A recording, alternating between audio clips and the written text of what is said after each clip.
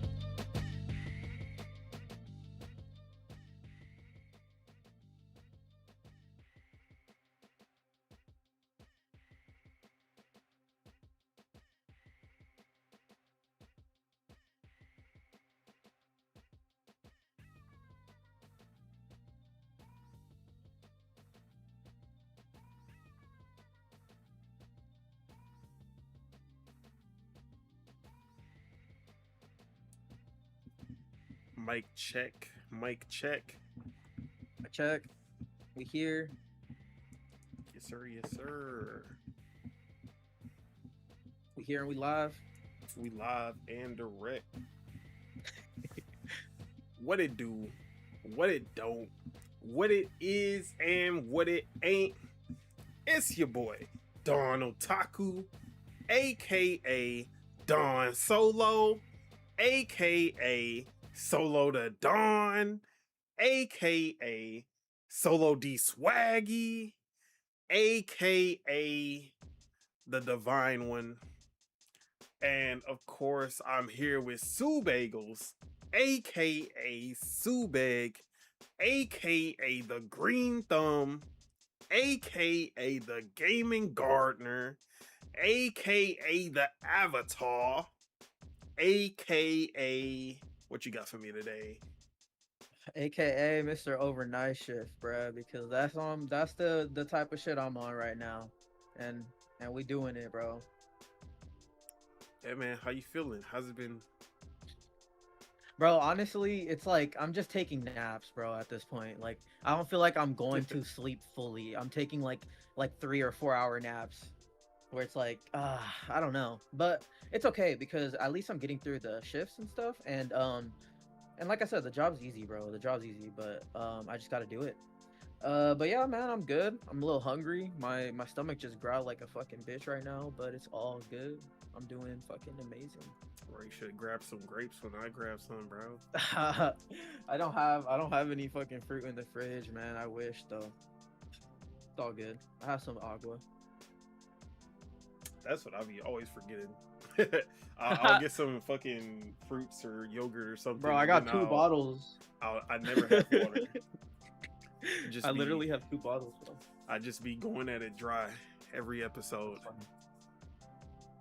Hey, I mean, that means that you don't have to take a bathroom break, bro. Sure. That's funny. All right, but how you doing, bro? What you been up to, man? Bro, I've been good. Been playing games. Hell yeah. Getting back to the gym. Okay. What was your last gym day? Like, what did you do?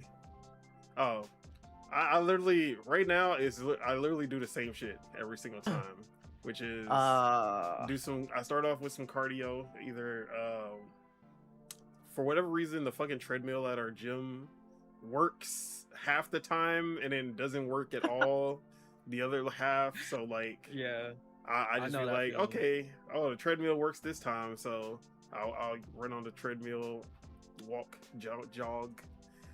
And then sometimes it don't even work properly, you know. Yeah, it don't work, or I'll go if it don't work, then I'll do the elliptical. Okay. So I'll do that, and then I'll just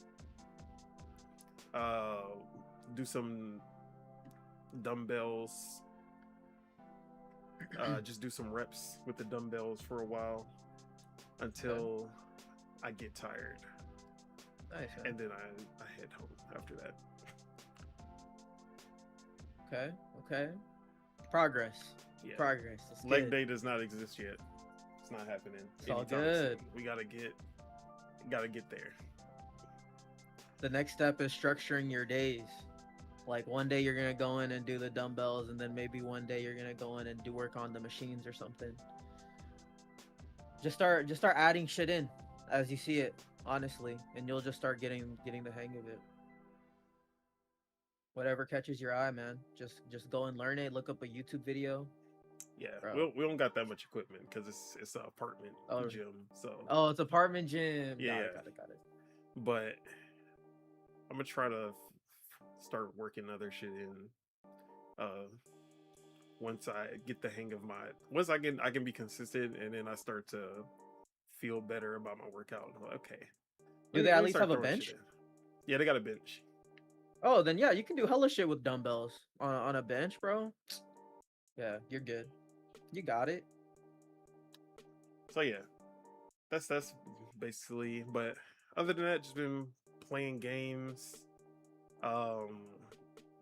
getting through My Hero Academia, and that's basically been it. Nice, man. But with that, we can go ahead and get into what we've been playing. I'll go ahead and let you go first. Yeah, man, I'm gonna be super short here because I haven't played too much. Like I've played a little bit of some stuff and whatnot, but so the main games that I want to talk about are Mouse PI and Replaced, and the reason why I want to put them together is because they're both interesting because of their like art style and their direction that they took. You know, like on paper they're both very like simple type games, but they're very interesting because of their art style. But they also both feel really good to play too, which is nice.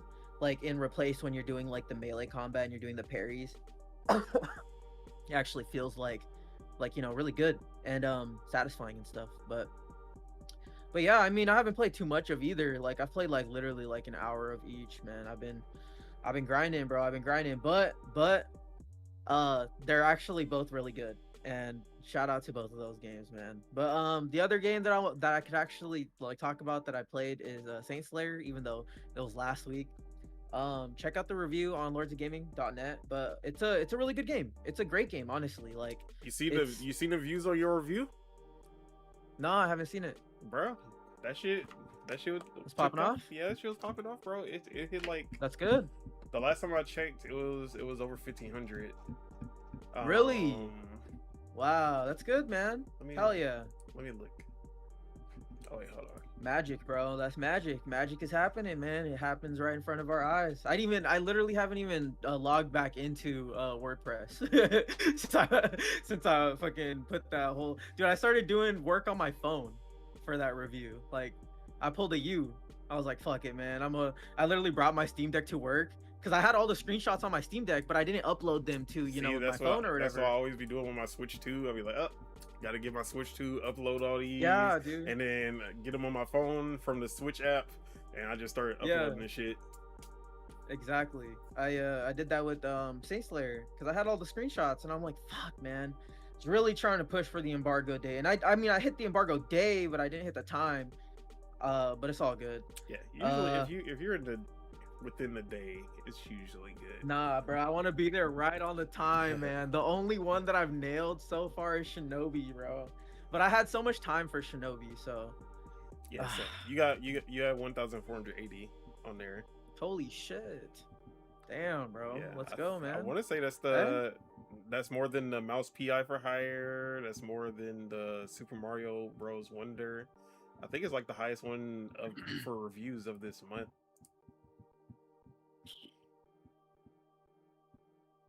That's incredible. Yeah, man, good shit. Thank you, man. So yeah, I only had 8 days to play and review that game, so I had to do it, and I was literally playing. I was literally playing it on my lunch breaks and stuff at work too, and I was like getting through it and shit. So yeah, man, I really pushed for the embargo day, and I'm happy that I hit the day at least. Yeah. I'm gonna keep on trying. I'm gonna keep on trying to do that, or I'm gonna keep on doing, anyways. But yeah, Saint Slayer is a really good game.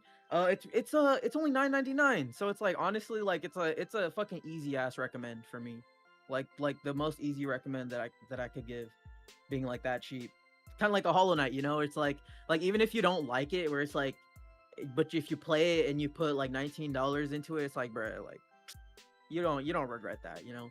Yeah. Like you can't regret that at that point. But yeah, I really like that game. I gave it an 8.5 out of 10. Only a few cons, honestly, and some of them are nitpicks. I don't know if I've said this, but it's like how I score games is I'll literally like start from 10, and each con I'll like dock 0.5, or like if it's like a big con, like if it's something that like I'm like, okay, oh yeah, this is like huge negative, then it's like a whole point docked. But if it's like a small one, it's like 0.5, and if it's like a nitpick, then it's like 0.25 in my mind. But I never hit the 0.75s or 0.25s in my review scores. I like to keep it 0.5 or the solid score. I think that's a 20-point scale, if I'm correct. Yeah, but yeah, man, I had fun with that. I'm gonna keep on trying to chip away at Yote. I might throw Saros onto my plate when that comes. But yeah, I want to keep on getting these reviews out, man. They really do help the site, man. And thank you, I appreciate it.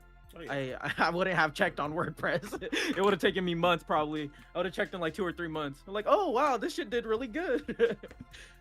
But yeah, man. What was your last review? You just posted one too, right? Yep, I just put out the Pokemon Pokopia review. And then I think before that was Kirby Air Riders last week. So. Okay. I think I retweet all the reviews, but I be forgetting, man. What you give it? What score did you give it? Pokemon? Yeah, Pokopia. 9.5. Shit. Which that's goaty, bro. Yeah, that's the highest score. That's I've goaty. given. It's matching Dispatch, which I also gave a 9.5. Okay. Yeah, that was also a goaty too, low key. But yeah, Pokemon Pokopia is, I call it the ultimate Pokemon experience, because where you always see, like in every other game, you always see the Pokemon and interact with the Pokemon from a trainer's perspective. Outside of Mystery Dungeon, which Mystery Dungeon does have some of the elements that make Pokopia special, but on a much smaller scale, compared to what Pokopia is doing. What up, Stu? Yeah. Hey. Pokopia is the ultimate Pokemon experience, because this is the Pokemon game that the Pokemon are the main characters. They're not like, yes, Pokemon are the main characters in Pokemon, but like not in the sense that the story and like the narrative revolves around the actual Pokemon outside of Mystery Dungeon. It's always the trainer's perspective. The Pokemon don't really get that much narrative time, except for the legendaries. The legendaries sometimes talk, most of the time they don't. And then they're a part of the plot, but they're never like the main focus of everything going on, right? Yeah. And Pokemon, you'll catch, like, it's the whole moniker, gotta catch them all, right? You gotta catch them all, but you're only gonna use like 10%, if even that, of the Pokemon that you catch. If you catch 600 Pokemon, there is no way that you're gonna really like go through the story and use all 600 of those Pokemon. 540 of those Pokemon are gonna be collecting dust in your PC as little icons, and that's the only, like, that's the most that you'll see out of them, right? Pokemon Pokopia has 300 Pokemon, and they make sure that all of them feel like fully realized characters that you will see and interact with, like throughout your playthrough. You never feel like they're just like fodder that you just, oh, I got this and now I'm just kind of, they'll just go away for, like, no, they'll come up to you. You'll see how they like live their lives. You'll see how they interact with the other Pokemon. They don't just stay in their like where their habitat is. They'll go all around the area, and you'll see them doing other things. You'll see them interacting with people, or like other Pokemon. They'll be playing tag with each other, things like that. And that's why I say it's the ultimate Pokemon experience, because there is no other Pokemon game that captures and makes the Pokemon feel as alive and like real characters that you can care about. Like Pokemon, you care about them as a pet, but not as a character in the game. There's only so much, like, there's only so deep the connection can go when you don't actually understand what the fuck they're saying. It's like, you know, I don't, like, maybe that's just me, but I like the direction that they went with the narrative, which is actually really good. Pokemon usually has some really good stories. Like, I feel like people sleep on a lot of the Pokemon narratives, but they can get really like deep too. Yeah, this one, this one has a really good message. Goes into like just like the like human, what am I trying to say? Basically how humans are gonna like what is it called? Like it's like conservation and like global warming and shit like that. Like humans fuck up the world, and because it's a post-apocalyptic story, and you're trying to figure out what happened to the world, and you're going through, and they have all of these bits of lore and like world building. I forgot the term, where you just like see something, and they don't like expressly tell you what happened. You just see it, and you can like picture like, oh shit, like the way that things are arranged, you can see what happened with your, like, what is that called? It's called, I have it written in the review, but I can't remember it off the top of my head. I can look up your review. I'm about to look at it right now. I like that it's a bright screen. I need it because my room gets dark. Expressive and charming. I just looked up some random words in here. Environmental storytelling. That's what it is. Oh, so there's a lot of environmental storytelling, because you'll like see a wrecked house, and you'll go in there and you're like, oh, okay, like what the fuck was going on in here before whatever happened, and you'll find things that kind of tie back to previous games. Like you'll find some of the gym trainers, like you'll find information about the gym trainers from the Kanto region being there. But yeah, this game it has a shit ton of content. It's a lot. And it never, like, every time it has a shit ton of content, but it also rewards you for just playing every day.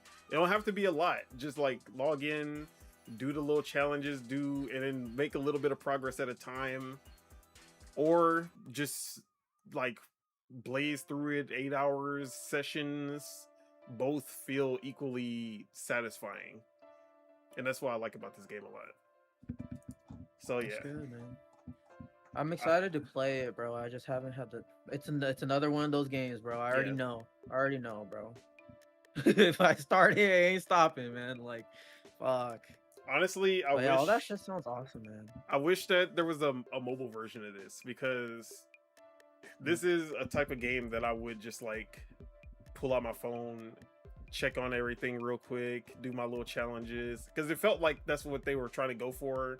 Like, you don't have to have the long session to really get a lot out of this game.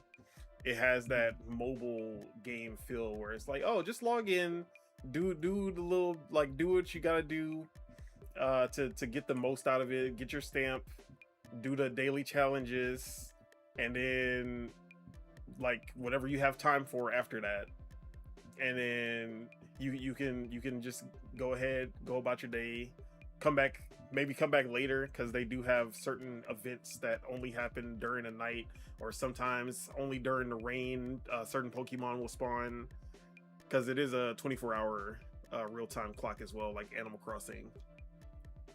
So yeah, nice, man. But 9.5 is pretty high. That means that this is one of the best games of the year. Hopefully it actually gets nominated, bro. I think it will. I think out of any Nintendo game this year, unless Ocarina of Time Remake does come out and it's like exactly what everybody wants it to be, I think that is the only other Nintendo game that has a chance of getting the slot over Pokopia. Although Fire Emblem, you know, people love Fire Emblem. Fire Emblem Three Houses did get the nomination in 2021, I believe. That's when it came out. Who knows? Was that 2021? No, that's not right. 2019. 3 houses? Yeah, that was 2019. Yeah, that sounds like the right date. But sorry, I went into I didn't even let you finish talking about what you've been playing. No, you're good. You're good. I don't know if you've seen Xbox's newest tweet of the green logo, dude. I think that's the power button of the Helix, bro. Straight up, I think it is. But anyways, yeah, just go to the audience, read my review of Slate Slayer, you know. So just take that for all my opinions. I've worked hard on it and whatnot. I'm excited to play more of Replaced, but I just installed Kiln too, so man, there's too many games to play, and I still gotta fucking beat Yote and shit. But that's it, bro. Honestly, that's all my games. No doubt, no doubt. So yeah, like I was just talking about, was playing through Pokopia, but I also have been playing the next Nintendo cozy game that's dominating right now, and that is Tomodachi Life. Although insane, I don't have any footage from that because I've not hooked up my dock. I just need I saw that Genki finally put out a convert dock 3 for the Switch 2. It's $70, which is which is $70, which is half the fucking price of the actual Switch 2 dock. So eventually I'm gonna have to pick it up. I know that they go on sale, so I'm gonna wait for the sale. Then I don't have to keep on moving my fucking dock from the TV to my computer, then back to the TV, then back to the computer. So yeah. Nah, I feel it, bro. So eventually I'll pick up the Genki dock when it goes on sale, and then I won't have to worry about that shit anymore. But yeah, Tomodachi Life. I only have footage from the demo, but I'm hooked on this game. I think it came out on the 16th, 7 days ago, and I have like 30 plus hours already. 35 hours on here. Wow, that's crazy. So where Pokopia has that narrative, it has actual quests like there's something pushing you along for the gamer who's not a create your own fun kind of gamer. Yeah. And that's why I can definitely recommend Pokopia for like anyone who likes Pokemon, anyone who just like wants a chill game with a really good story and a lot to do. Mm-hmm. But Tomodachi Life is a game that it only works if you are creative enough, or you know how to like create your own fun and create like you can make the experience what it is, because everything about this is about the user generated experience, right? Mm-hmm. And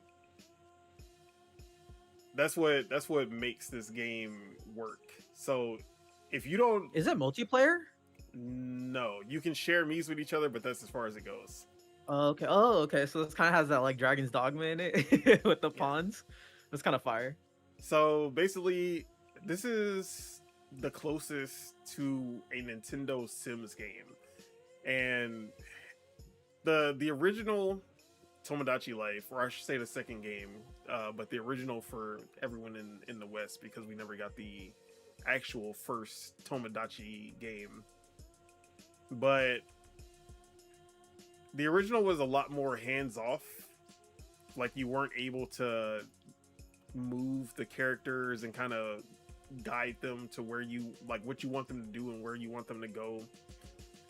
It was more of a random experience. Like, you would just catch them, they'd be doing whatever, you talk to them, feed them, and like that was basically it. And you would just like, they would randomly have something to say. They'll have a problem, or they'll tell you about something, or they'll want to play a game, and all of that is still in here, the whole randomness of it.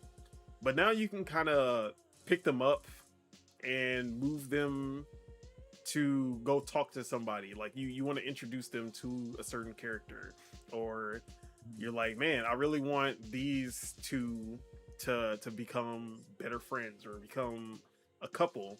You just keep on like matching them together and see what happens. And there's still the randomness though, even if you try. Like, I've been trying. So basically, okay, I had this whole dramatic like storyline that happened where I had a female character named Diane, based off of Diane from BoJack Horseman, and okay. I had BoJack Man, because he's not a horse, he's just BoJack Man.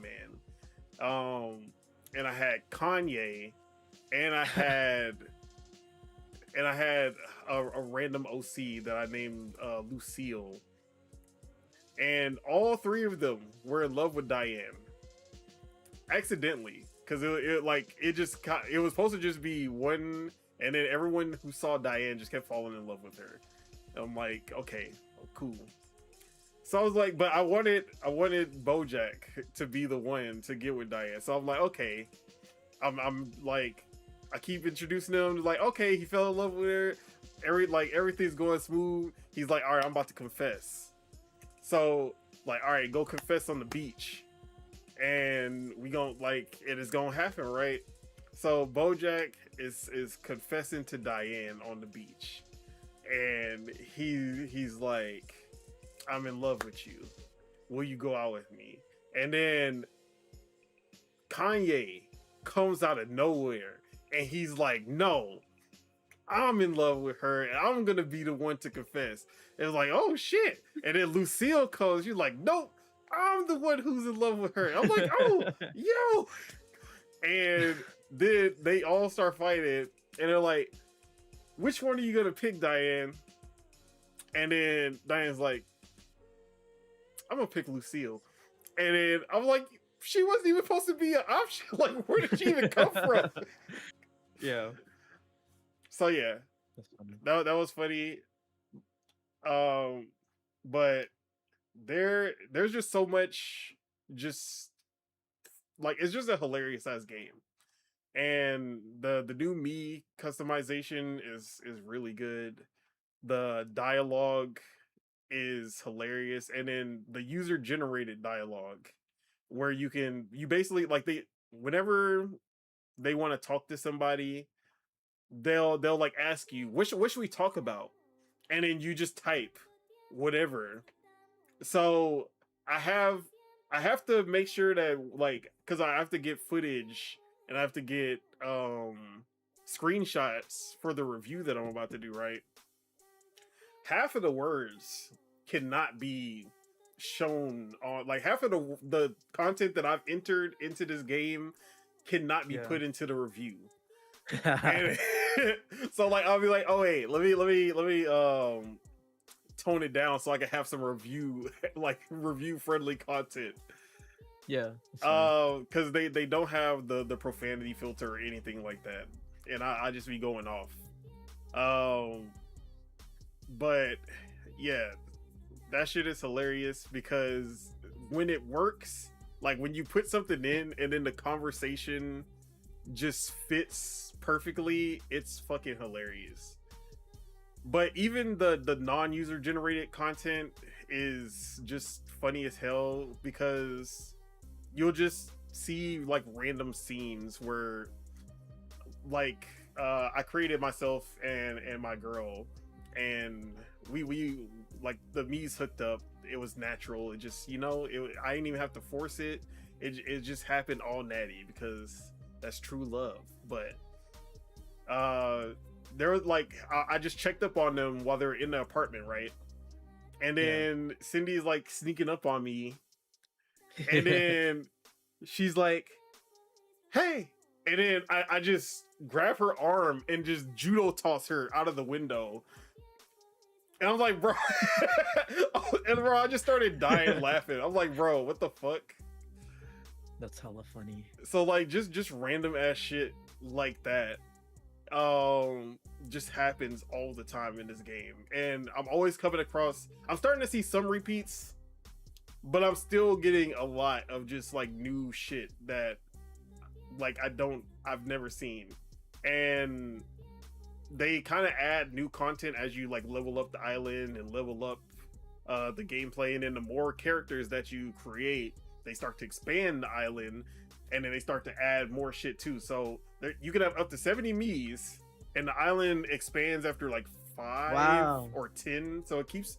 So I have 13 That's Miis awesome. right now, and my island 30 is, like, hours level in and 40. only 13. That's pretty. Yeah, that's pretty crazy. Yeah, so I just, because I've been like trying to get everyone in the relationships that I want them in, and then I'm like, okay, let's add in a new character to mix it up. Now I'm trying to get. I've been trying to force Diane and Lucille apart, and I'm trying to like I got like two people trying to get in between them, and like their fucking relationship is just too rock solid. It's not happening. So, but yeah, this That's cool, man. I love The Sims. I love these type of life sim games. So it just works for me. It's not a game I'd recommend to everyone, but I do love this type of game, and I do have some nitpicks because there are some things that are missing from the original Tomodachi Life that I'm kind of upset about. Like they used to have this arcade where you could play like different games. It'd be like an RPG or certain things like that with the Miis, and that's basically where Miitopia came from. It kind of spawned out of that mini game that they had in Tomodachi Life. But yeah, they're missing a little bit. Like it was like 3 steps forward, 1 step back. And but I do think this is the definitive Tomodachi Life game by a mile. So yeah. Shout out to Tomodachi Life. Shout out to Pokopia. If you are in the market for a cozy game, Nintendo has something for you. 2 of the best ones, it seems. Yeah, like two of the best ones out right now. And they're not gonna freaking like money grab you like Sims is, you know? Oh, bro, don't even get me fucking started on The Sims. Bro, that's why I like Nintendo, bro. You pay once, and that shit's a full ass game, bro. And I bet you they're gonna do a Switch 2 edition with DLC or some shit. I bet you they'll do it. Yeah, that is one thing that Nintendo done expansions and DLC, but it's never been egregious. I don't think that they've never done microtransactions like in any game. They have still not done the microtransactions in any game. But remember, Nintendo is the most evil corporation ever made. Don't forget. But outside of my Nintendo Cozy Duo, I have picked up one game that has taken over my fucking life. And that is Vampire Crawlers. This game. Shit. Punkle has fucking done it again. I don't know how they completely changed the genre of the game, and yet it is still equally as addicting as Vampire Survivors. It makes no fucking sense. So this is what they call a turbo wildcard deck builder, and deck builder dungeon crawler. Jagger, what up, Jagger? He said it's not as good as DK64. Oh my god. Anyways, shout out to Jagger. All right, but yeah, Vampire Crawlers is a dungeon crawler deck builder. And it's that first person deck builder view where you're just going through, you're like moving step by step, you're finding treasure, you're breaking the lanterns just like Vampire Survivors, and they usually have coins or floor chicken in it for health. And you whenever you happen upon an enemy, it literally feels like they just translated Vampire Survivors into turn-based, because you do still get swarmed by these enemies. So like you'll see the little enemy icon, and then once you'll see like a fucking like 3 rows of enemies pop up behind them, and then that's when your cards come up. It goes into the turn-based combat. So the way that the loop of the combat works is that you have a certain amount of mana. You start off with 2 when you first start out. So you have 2 mana. There are cards that don't take any mana, they're just 0. And then there are cards that take 1 mana, and then there are cards that go 2, 3, 4, it keeps on going. But you start off with only 2 mana. And usually you'll only have cards in your hand that only have 1 mana at the start. But every time you level up, so you'll defeat enemies, and then they'll drop those blue gems just like Vampire Survivors, and then your bar goes up, you level up, you gain new cards. You get to pick which card out of the 3 that you want to put into your hand. And then you'll keep on getting more cards, more powerful cards that need more mana. And you'll expand your mana by finding these, they're like walls, but they're not walls. I don't even know what to call them. But you break down this barrier, and then you'll get more mana, but you have to find them in the dungeon. So the way to maximize your damage is that they call it combo stack, and you have to basically play the cards in like numerical order for their mana charge.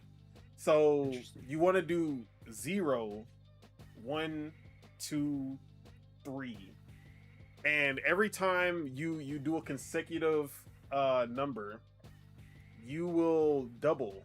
Or sorry, not double. It'll basically go times 2. So it'll go like you play a 0 card, it doesn't have any extra effect. But then you play a 1 card afterwards. That's double attack damage. Or if it's a shield, you'll get double the shields. Then if you play a 2 card after that, that card does 3 times the damage, or 3 times whatever effect that it has. And then if you do the 3 card, then it does 4 times. And like, but like I said, you start off with only 2 mana to begin with, so it's tricky because you'll get some really good cards, but you don't have the mana to actually play it. And like at first I was like frustrated about this, because I'm like, bro, why do I even have this card that has a 4? I have a card that has a 4, and I have 3 mana, and I end the level at 3 mana. I never get past 3. So I'm like, bro, what am I supposed to, like, what do y'all want me to do with this? Then you start to unlock other cards that are able to come into your hand. So you get this book, a spell book, right? The spell book gives you mana when you play the card. Yeah. So it costs 0 mana, and it gives you 1 mana. And then you get it, like, once you start to stack a bunch of those in your hand, it's like, oh shit. So then I started to go for like mana. I just keep on adding mana to my hand. And then I started getting this other card called the Gauntlet, where it adds, like, whenever you play the card, it adds more cards to your hand that you can hold. So you only have 3 cards you can hold at first. But with the Gauntlet, every time you play it, it expands the hand, and then you can hold, like, if you have. So I just started stacking. Every time I had the choice, I would get the Gauntlet, or I'd get the book.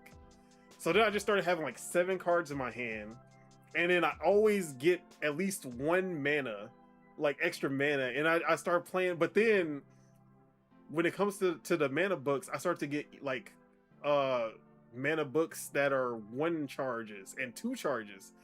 So I was able to stack the mana combos. So it'd be like, okay, this only adds 1 mana, but now I multiply the next one and it adds 2, but then I multiply the next one and it gives me 8.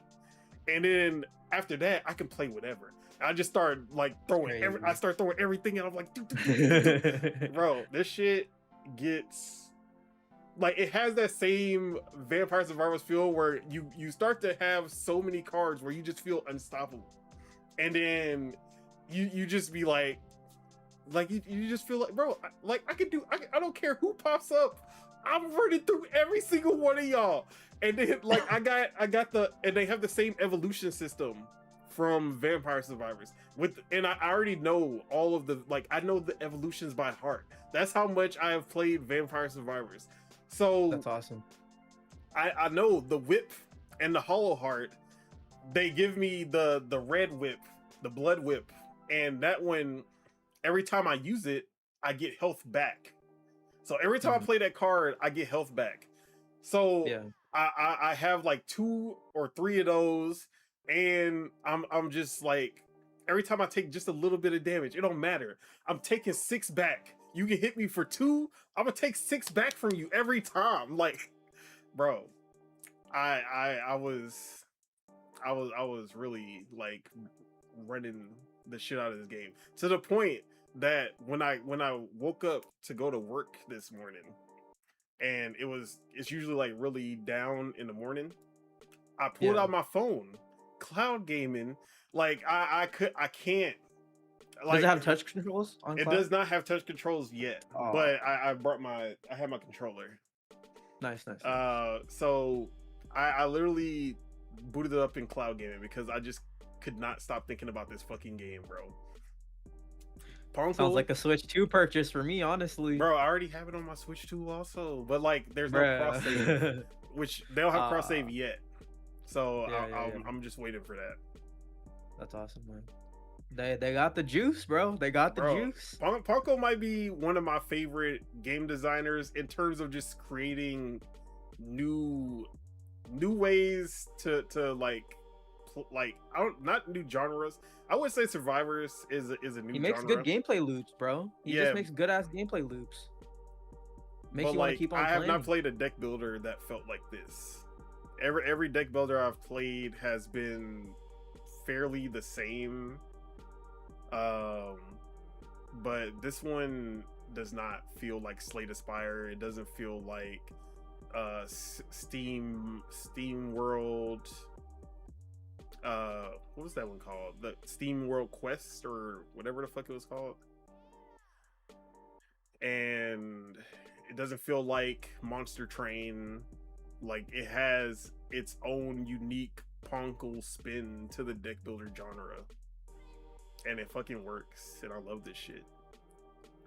It's $9.99 on everywhere, and it's in Game Pass. Like, I highly recommend just giving it a try. Unless you have other games to play, which I also have other games that I need to be reviewing. So I'm gonna have to put it down as much as possible. Dude, it looks so good, bro. And then the music is fire. The music, like, they have music from the original game, but they also have some new music. That main theme from fucking Yoko Shimomura is amazing. Like, I was just sitting there at the menu listening to that shit. I was like, bro, she fucking cooked. So yeah, Vampire Crawlers is gonna be fighting for my goatee. Like, it's pretty up there. And I've only put in 6 hours. I'm surprised I have 295 out of 1,000 achievements already. I feel because like you know the combos and stuff. Yeah, because you do get an achievement for every evolution. So every time I get a new card, I'll be like, oh, I know which one this one combines with, and then I just be looking for it. So yeah, they do give you the grimoire, so you can like see the evolutions and everything, for the people who have not played Vampire Survivors, people who are new. But I'm in love with this game. And Punkle, you got one more. Give me one more, and I might have to put you up there with the super giant status. Yeah, you might have to move up the ranks. But that's all I've been playing. It's just been Tomodachi Life, Pokopia, and Vampire Crawlers. And then I got a few games that are starting today. I'll start playing Kiln, and I'll be reviewing that. Kiln, whichever one you want to call it. However you want to say it. I feel like they both work. And I'll be reviewing that. But Heck yeah. with that, no on the radar. I guess Vampire Crawlers is the on the radar for today. And Replaced and Mouse. Oh yeah. All of those. Yes. Go did you see their tweet too? The Mouse PI for Hire, they tweeted out a picture of like all the characters, like Pragmata, the character from Replaced, and all that into like a little graphic. It was sick. No, I didn't see it. Yeah, I retweeted it. It's fire, man. I love to see the synergy. Yeah. Who else just had Vampires? I love like the indie bundles that they're doing now, where indie developers like get together when they release near each other, and they like put a Steam bundle like, hey, you get 10% off if you buy both of our games. Like, I love that.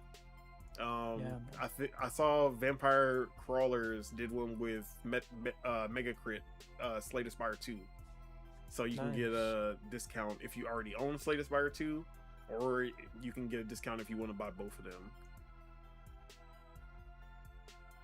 So yeah, shout out to the indie synergy. But with that, let's get into some news, because we got a lot to talk about. Sir. All right. First off, let's get into Nintendo. All right, we know Big Nintendo and the ninjas. They love suing and just, you know, making sure that no one's infringing on their IPs. But what happens when the tables turn on Nintendo and someone is actually suing them? Yes, someone had the balls to actually sue Nintendo. And you're like, for what reason? What would anyone possibly be suing Nintendo for? Tariffs. Yeah. There's gonna be a lot of these. It's weird that Nintendo was the first out of everyone, but I guess it makes sense because they were the only one to drop a new console, and we saw the accessories go up and everything with that at launch because of the tariff situation. But there's a class action lawsuit that has been filed against Nintendo over the pending tariff refunds to the company. This was reported by Steven Totilo over at GameFile. Shout out to him. Two gamers, Gregory Hoffert of California and Prashant Sharan of Washington, are suing the company, believing that consumers should be the ones getting their money back. The suit was filed in the Western District Court of Washington, the state where Nintendo of America is headquartered. Quote, unless restrained by this court, Nintendo stands to recover the same tariff payments twice. Once from consumers through higher prices, and again from the federal government through tariff refunds, including interest paid by the government on those funds. So, I mean, I'm not against it. Like, you know, I bought a Switch too. I bought some accessories. I got some games. You know what I mean? If we all got taxed. I'll join in that class action lawsuit. Like, yeah, give me a little piece of that. And I can give me my $10 for all the games that I paid the extra $10 for, and y'all want to drop the price after that too. Give me some of that. Yeah, like you said, we're gonna see a lot of these. it's just funny that out of everyone in gaming, Nintendo happened to be the first one. But yeah. Do you think this is going anywhere though? Do you think this one's gonna have any motion?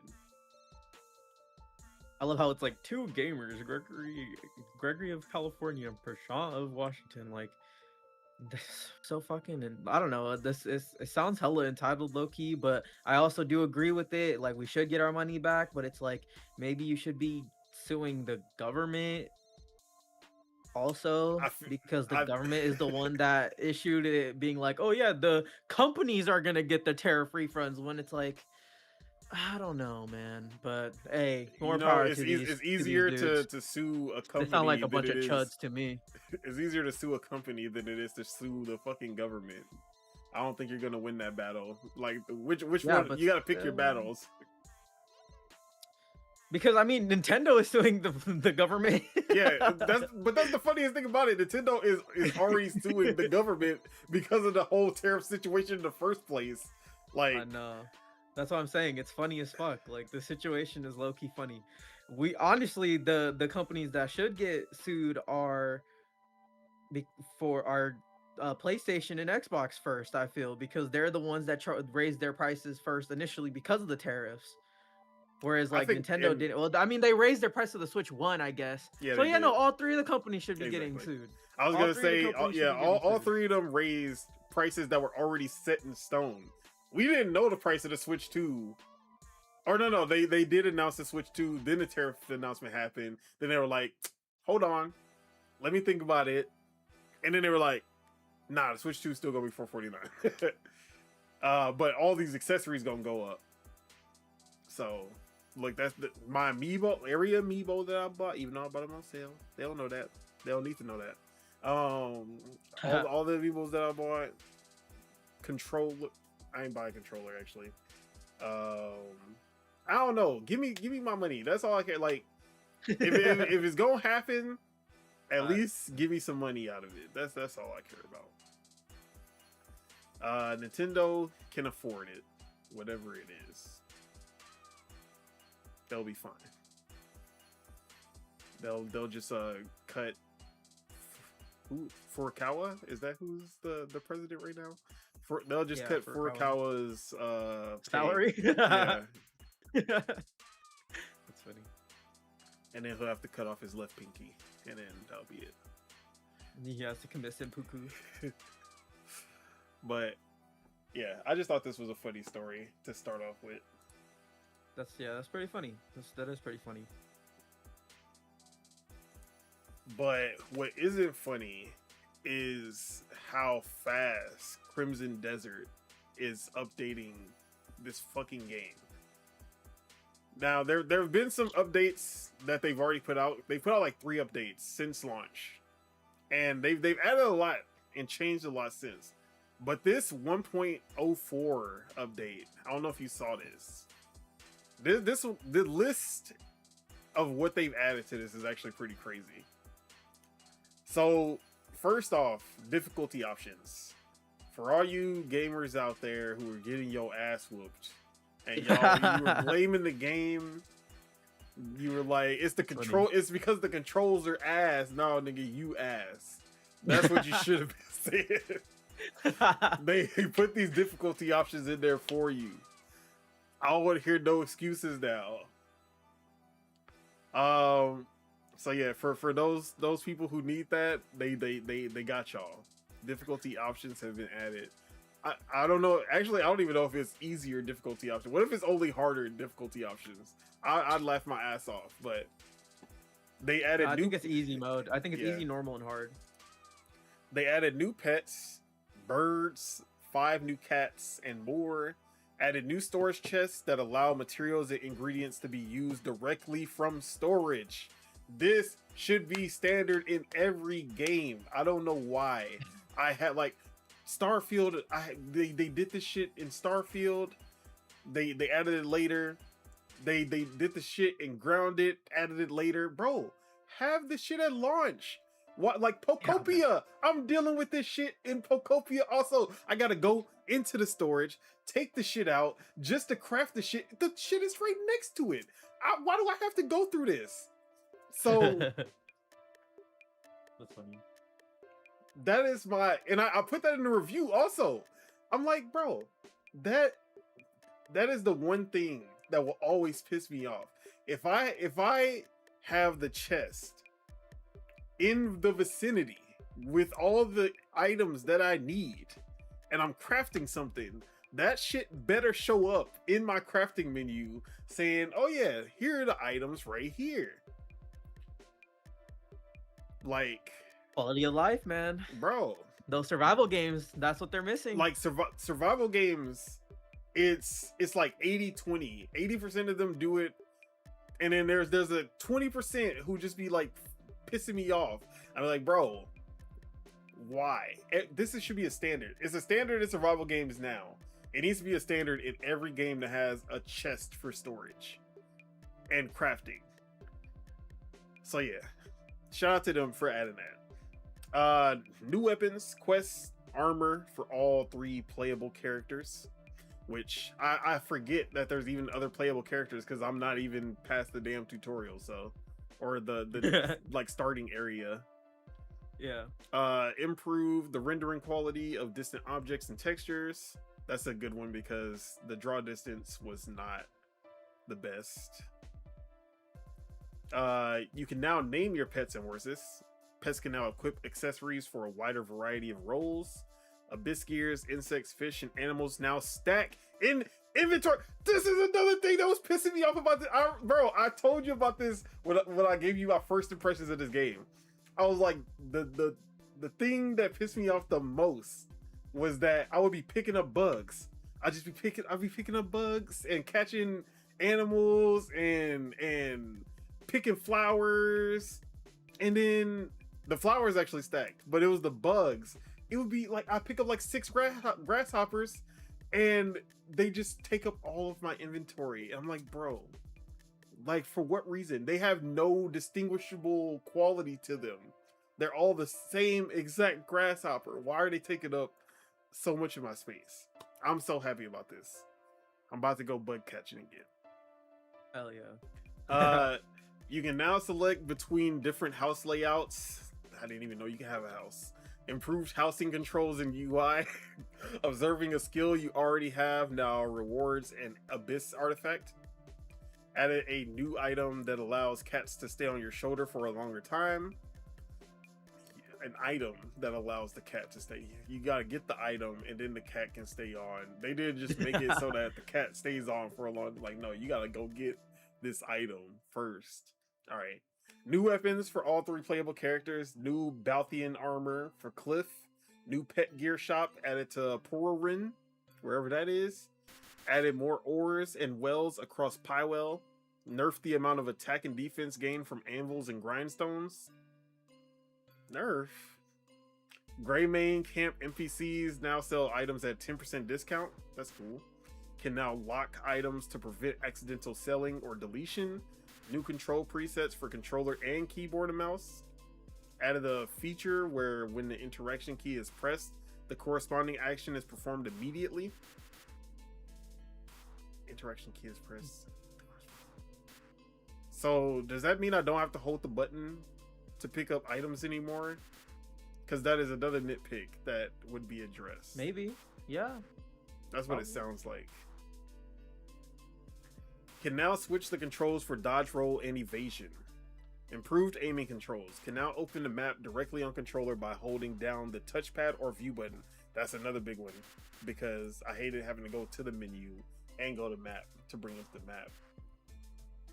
Bro, this is a really good quality of life update. Adjusted the overall balance of bosses. Bosses are no longer immune while performing powerful attacks, and the frequency at which they escape or counterattack has been adjusted. Increased damage taken from elemental status effects. Force Palm Pulse can now be charged up to 3 stages. Improve the overall speed of Examine. Improve the speed of pushing or rotating objects during puzzles. Improve follow-up attacks so they connect more quickly even when the initial attack is blocked. Blinding Flash can now be used anywhere and auto targets whatever target you're facing. Added, oh shit, I lost it. Where did it go? There it added a weapon throw ability while dual wielding. Improved force palm attack speed. Inventory now has 5 category tabs. Inventory groups will now show relevant icons. Added a filter/search to the map. Reaching max trust with a shop will allow you to see their current stock directly from the map. That's cool. Minimap now shows north, south, east, and west. Shops now show how many of that item you own. Improve the visual quality of characters at long distances. Improve hair lighting in shaded areas, errors, and flickering. Camera distance is now maintained when adjusting visual range. Can now disable chromatic aberration. Everyone hates chromatic aberration. We cheer for this. Added colorblind and photosensitive accessibility modes. Update is now out on all. Or no. Update is out now on Steam, PS5, and Xbox with other platforms. Who is other platforms? Steam, PS5, and Xbox. Who is other Epic Games? Mac and Epic, yeah. Maybe. Oh, is it on Mac? Yeah, it is. Okay, that makes sense. New Jersey said Crimson Desert sound like it's still in preview, all these updates. But the game don't feel like it didn't feel unfinished. There were like these are all just quality of life stuff, and yeah. But it's addressing player feedback, bro. It's exactly for this. Everything that they're doing is from people asking for it, which is cool. That's how it should be. And the fact that they're able to do it so quickly just shows how goated Pearl Abyss's pipeline is. Imagine if Halo Infinite was able to do shit like this as fast when it first came out. Be a totally different story, right? But shout out to Pearl Abyss. They're gonna be the first under 80 Metacritic to ever get Game of the Year nomination. I'm calling it now. But I need to jump. Like, I know it's gonna be impossible for me to like really dive in with everything. Dude, you got vampire crawlers, you got Tomodachi Life, you got freaking you got Killing. Oh my god, bro! Crimson Desert too. I haven't I know I'll be looking at it, and I look at it and I'm like, me too. Nah, I gotta play. No, I gotta play this. I can't. The voices. That's funny. No, I feel the same way, bro. Like one night I took my Switch to work with me, and I was thinking about Crimson Desert, and I had Tears of the Kingdom with me, and I was like, let me just fucking play Tears of the Kingdom, you know? Let me get that itch, and it's like, bro, this is just as good, man. But yeah, I feel it, bro. I feel it. Yeah. They be staring at me like the Green Goblin mask on my Xbox home screen, bro, because I still have it on there. And I know they've updated it so much on the Xbox, and it like literally looks so good on there now. Like, I know it does because I watched videos and I'm like, fuck. So yeah, man, shout out to Pearl Abyss for sure. They're killing it. Stu said Pragmata up. Did you end up beating it? No, I haven't seen you stream. I would have known, but he was streaming. Dude, shout out to twitch.tv/Stu Jersey. He was playing Pragmata on there. I was peeping. That game looks really good, and I'm gonna pick it up when it's on sale. But yeah, there was too many games that came out recently. Like, if anyone is complaining that there's nothing to play, it's time to find a new hobby. That's all I gotta say. It's time to find a new hobby, because with everything that has come out in the last 30 days, there is no excuses to be like, man, I don't got nothing to play. There's nothing out here. Stu said, not yet. Life whipping me. Get it back to it ASAP. Too much fire outside. Games everywhere for everyone. Facts. And it's not even like it's every genre has gotten a banger. No matter what kind of gamer you are, there's a banger out there waiting for you. But shout out to Crimson Desert if you were holding off for XYZ. I feel like with these 4 updates, they've addressed almost every critique. And within a month, it hasn't even been a full month yet. And they've done all of this. They got controller presets and keyboard presets for people who didn't like the original controls. You can arrange the dodge and the roll, the evade and the roll. They did a bunch of quality of life shit. They improved the graphics like right off the bat. Yeah, I feel like a lot of the criticisms have already been addressed. It's time to jump in. Xbox. Remember when jump in was the slogan? What happened to that? Bring back jump in, Asha. We want jump in back. That shit was lit. Stu said, very impressive stuff by Pearl. That turnaround time on updates should be studied. These other devices could learn a little. Facts. Like I said, Halo. They're not even a live service game. That's the worst part about it. They have the turnaround, and they're not even a live service game. They got that MMO pipeline, bro. That's what it is. They have MMO experience. So they already know how, like, they already had that experience of just, oh, shit went wrong. Okay, players don't like this expansion because of XYZ. Yeah, we gotta get on that ASAP. Get everything working, rework, balance, all of that. Okay, is good now. All right, let's start working on the next expansion. Yeah. That's why Pearl Abyss is about to be next up, bro. Wait until that Doke V. Wait until Doke V is about to be a wrap for y'all. Y'all don't even know what's about to hit y'all. All right. Let's talk about a new publisher coming into the scene. A very famous company, not in games, but in anime. Toei. One Piece, Dragon Ball, Toei, the big one, is getting into games with Toei Games, their new publishing firm, and they're gonna start out publishing PC games. Nice. But they are aiming to create new IP, and they will not be using their existing IP initially. They are not gonna just go and make, oh, let's make Dragon Ball blah blah blah, One Piece blah blah blah. No, they literally are starting out just straight new IPs and like publishing other creators' games and helping them like get their name out. And their first game announcement is gonna be tomorrow, April 24th. So we will see the first game announcement from them very soon. So I love to see it. I love when we get new publishing.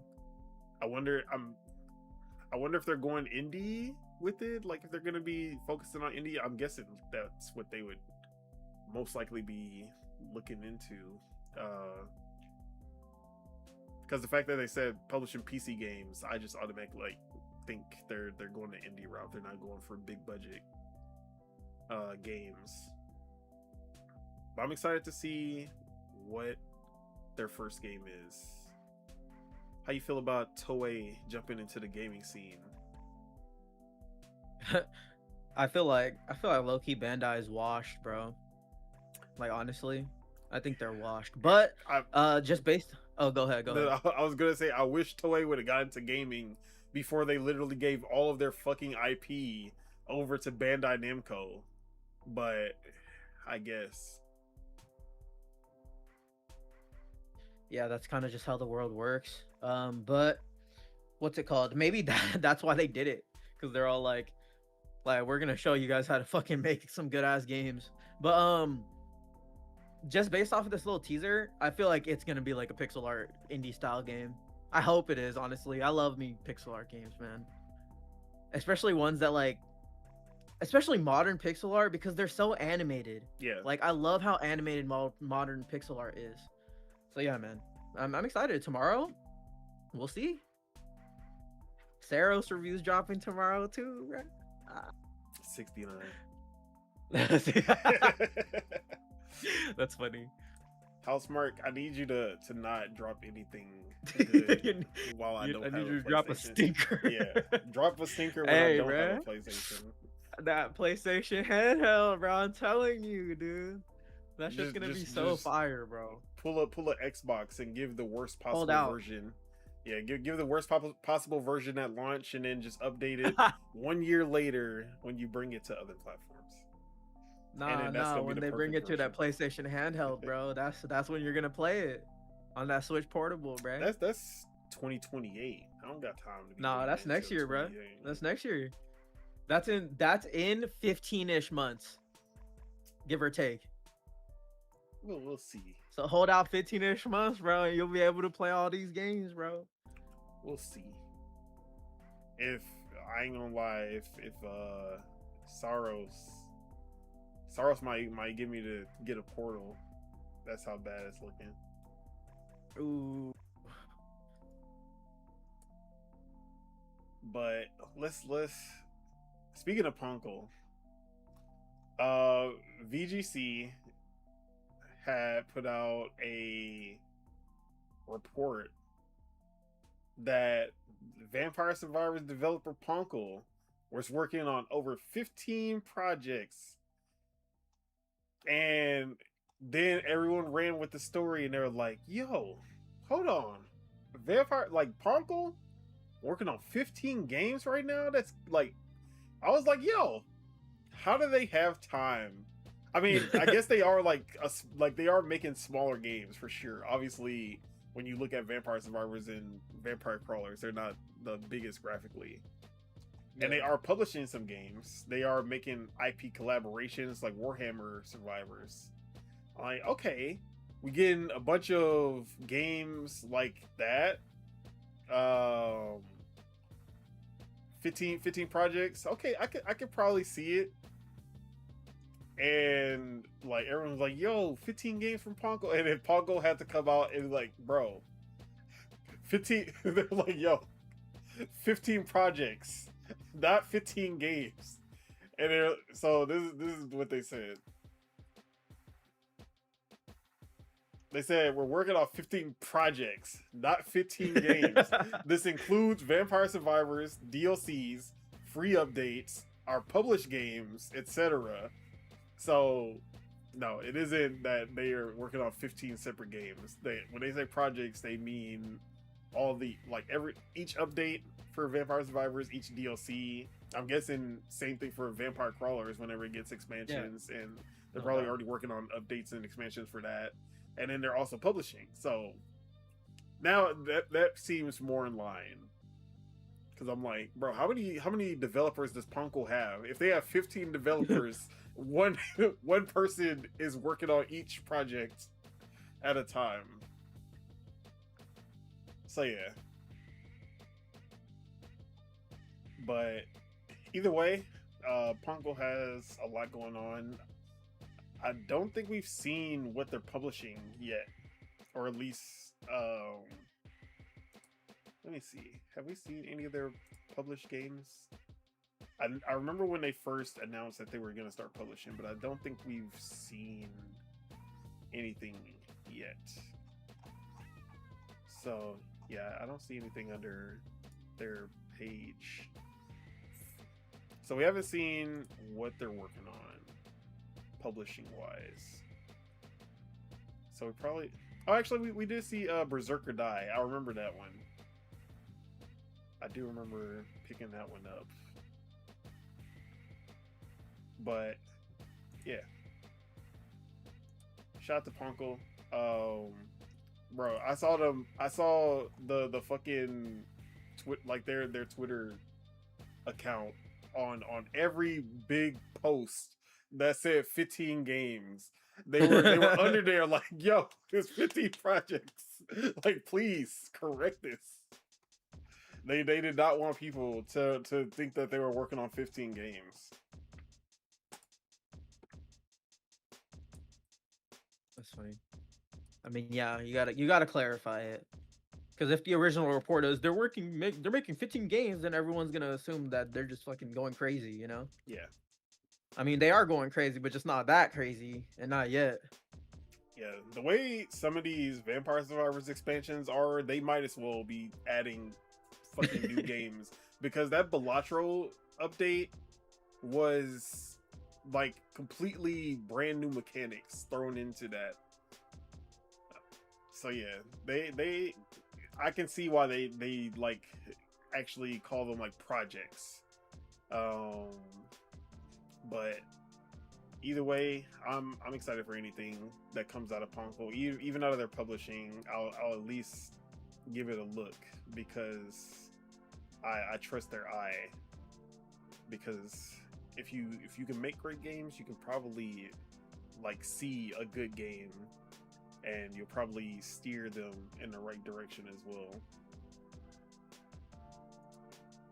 Hell yeah. I do like seeing these in like indie studios that have a big hit go into publishing, like Inner Sloth, Make the Outer Sloth, publishing arm. I'm trying to think of stuff off the top of my head, but none of the other ones are popping up. What was the publishing arm? Outer Sloth. I was trying to think of any other indie studios that did the same thing. I know that there's a few of them, and I just can't think of it off the top of my head.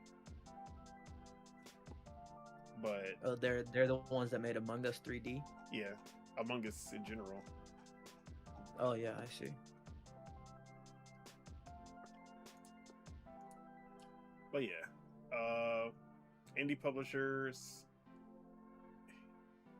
are the GOAT. We need anyone who's bringing more indies out to the world and showcasing these smaller creators that a lot of people don't get a chance to see.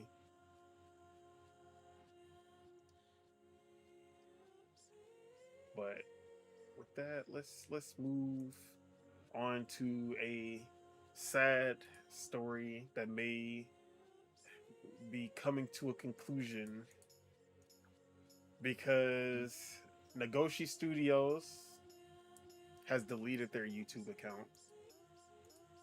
Gang of Dragon, it might be Jover, bro. We heard the report about Tencent pulling funding, basically saying we're not giving you any more funding after, what was it, like 7 weeks or some shit like that. And NetEase, not Tencent. Let me not blame the wrong yeah, conglomerate. not being racist. But it was NetEase that pulled the NetEase funding this time.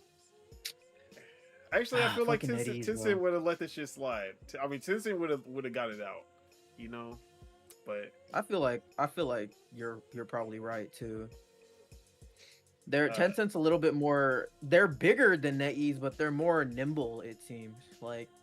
Yeah, they be going single players, like small single player games, big multiplayer, or big live service single player games, big multiplayer. Like they do it all. And they put their little hands in every pot. Like, oh, let me I see what y'all doing over here. Let me slip y'all a little bit of money. And then they be like, you know, what is their name? you know, Claire Obscure. I like what y'all doing, and with some proper grooming, we can get y'all into that game of the year, into the game awards. Let me just slip in a little bit of this money and AI, and then we gonna have it. That's funny. But yeah, Gang of Dragon from Nagoshi, who was the original creator of the Yakuza franchise, made his own studio, went to NetEase. Like NetEase funded everything to get his studio off the ground, and they were making a more ambitious Yakuza game,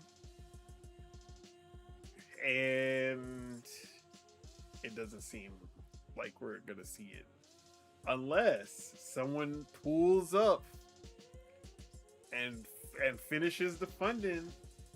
Asha, come on.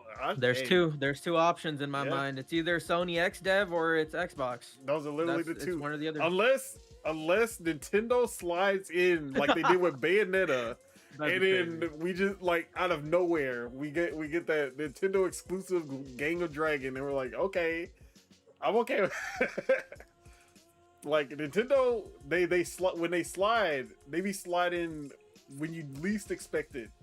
I don't think anybody expected them to pull up for. I thought it would be Xbox. Like that, Bayonetta was like synonymous with Xbox 360. I did not expect Nintendo to be the one to pull up and get the Bayonetta franchise. So who knows? They, you don't know what Nintendo is thinking ever. Yeah, man. But I do hope somebody picks this up, because I do feel like there was something exciting here. And it's Nagoshi. Like that he was gonna make this one game, right? And then guess what? A year later, you'd have a new Gang of Dragon in the same map with new stories, and he was gonna reuse them assets, and he's gonna start pumping out Gang of Dragons for you like it's nothing. So like y'all tripping, bro. Let man cook. Give him the time on that first game. You gonna get that reward like every year. Dude, no, you're right. You're right, man. I wouldn't be mad at either or. I'd be happy, honestly. All right. I mean, okay, look. Nagoshi Studios under NetEase, right? It opened up under NetEase and everything. That means that Nagoshi Studios is technically a Chinese developer. China Hero Project. That is true. China Hero, let's go. China Hero Project. Come on, PlayStation, make it happen. No, I think I'm telling you, bro. I think if PlayStation jumps in, it'd be XDev. It'd be their XDev arm. But that'd be crazy if it signed on as a China Hero Project game. That'd be wild. But I actually think Nagoshi Studios is still operating in Japan. Yeah, I know. I was making the joke. No, you're good. You're good. That'd be fire, though. That'd be fire. That'd be a huge get. For sure. All right. With that, let's get into the big one. Let's talk Xbox and a lot of moves being made from Asha. Xbox. So we talked about the memo, the internal memo that went out about Game Pass being too expensive, and we talked about the heavy discussions happening internally about exclusivity. But like every like you have discussions, and you can say, oh, Game Pass is too expensive, and then just never do anything about it. How many times did we hear Phil Spencer say, yeah, that achievement update is happening. It's we're working on it. We heard that shit for 7 years, Phil. I'll never let you down for that. But it's one thing to say, and you hear the rumors and like, oh, okay. Like, how many times do we hear, oh, Banjo is there? Like, they're still thinking about Banjo. Like, they still care about Banjo. Like, okay. Okay. So it Banjo like bros, bro, they going down bad. So like I never like, I understand where people are coming from when they're skeptical about everything that she did. I was skeptical as hell too, especially at like, bro, we roasted her ass the first episode when she got put into place. We did. I was roasting her. I was like, I'm gonna give her a shot, but I don't have my hopes up. Is basically how it was. Then Xbox update started happening. Basically started targeting the things that like you would only target if you knew like what the Xbox community has been complaining about for years. And then it was like, okay, I see the vision. Start with the small stuff that hit big because it's things that have been so long requested and like fans have been asking for it forever. I was still skeptical if she was ever gonna hit the big stuff, the Game Pass pricing. Console prices also neat. Console prices. I understand like that's gonna be a harder one because there's literally hardware reasons, like related reasons why the price went up. RAM and tariffs don't exist anymore, so I can't say tariffs anymore, but the RAM is still an issue. But the RAM situation, yeah, the RAM and solid state drives now, SSDs. Yep, SSDs is also getting hit, so CPUs apparently as well, but that's gonna be a little harder to like just be like, yeah, let's just bring it down, fuck it. But she did. We said we gonna watch. We gonna see what happens with Game Pass. And I was thinking, okay, like the most that's gonna happen soon is that we get a new tier, like the Triton tier that we were talking about. That's only first party games. It's gonna be a new tier that like takes out like a new tier in between premium and ultimate or something. What I didn't expect to be happy, like just to be like, oh, this is gonna be something that is worth the price. I'll probably just stick with the ultimate, right? But they did basically exactly what I wanted.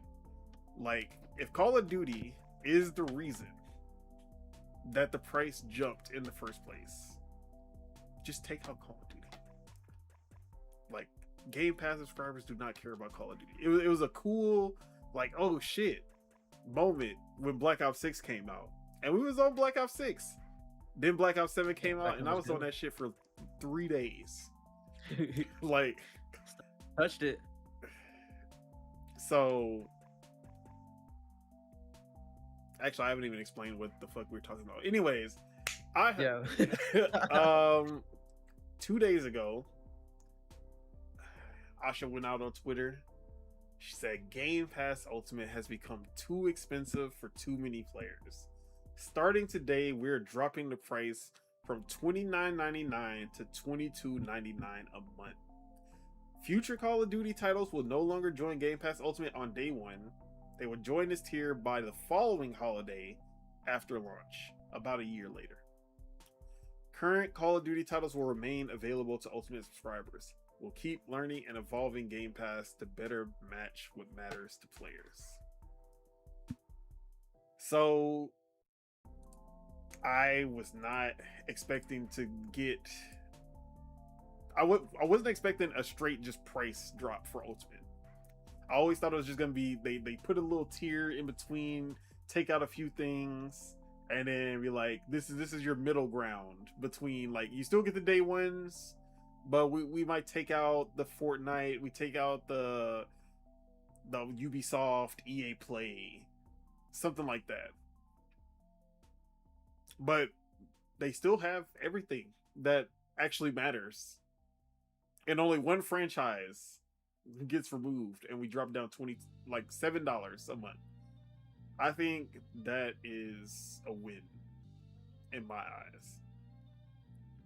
I probably saw like 2 people actually complaining about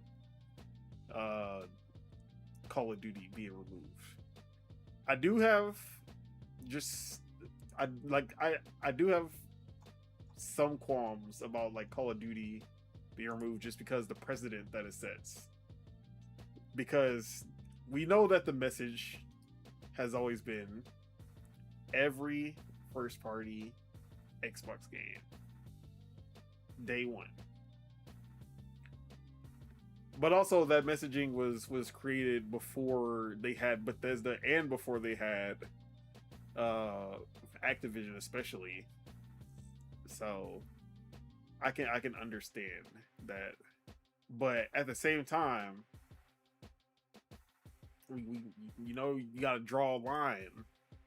A line needs to be drawn at Call of Duty.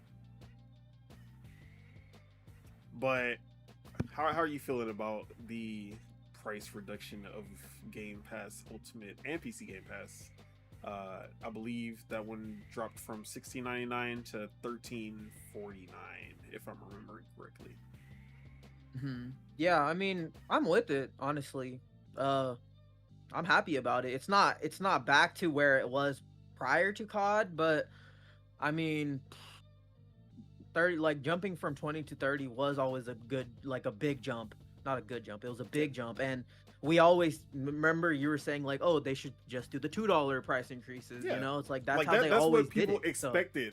So. Is like, oh, if you're gonna do it, like we know subscriptions we've been seeing this shit. Like we know the game. You increase it $2, and $2, $3 here, $2 here, $3, and then like they're like, oh, it's only $2. I'll keep subscribed. Yeah, it's only $2. Oh, it's only $1. Yeah, I'll keep subscribed. Like it's the incremental that it keeps people happy. The fact, like, I don't care who you are or what business you run. No, I don't understand how anyone with any kind of business sense says a 50% a month increase is gonna fly. It's gonna fly. Like, if I paid monthly for Game Pass, which I don't,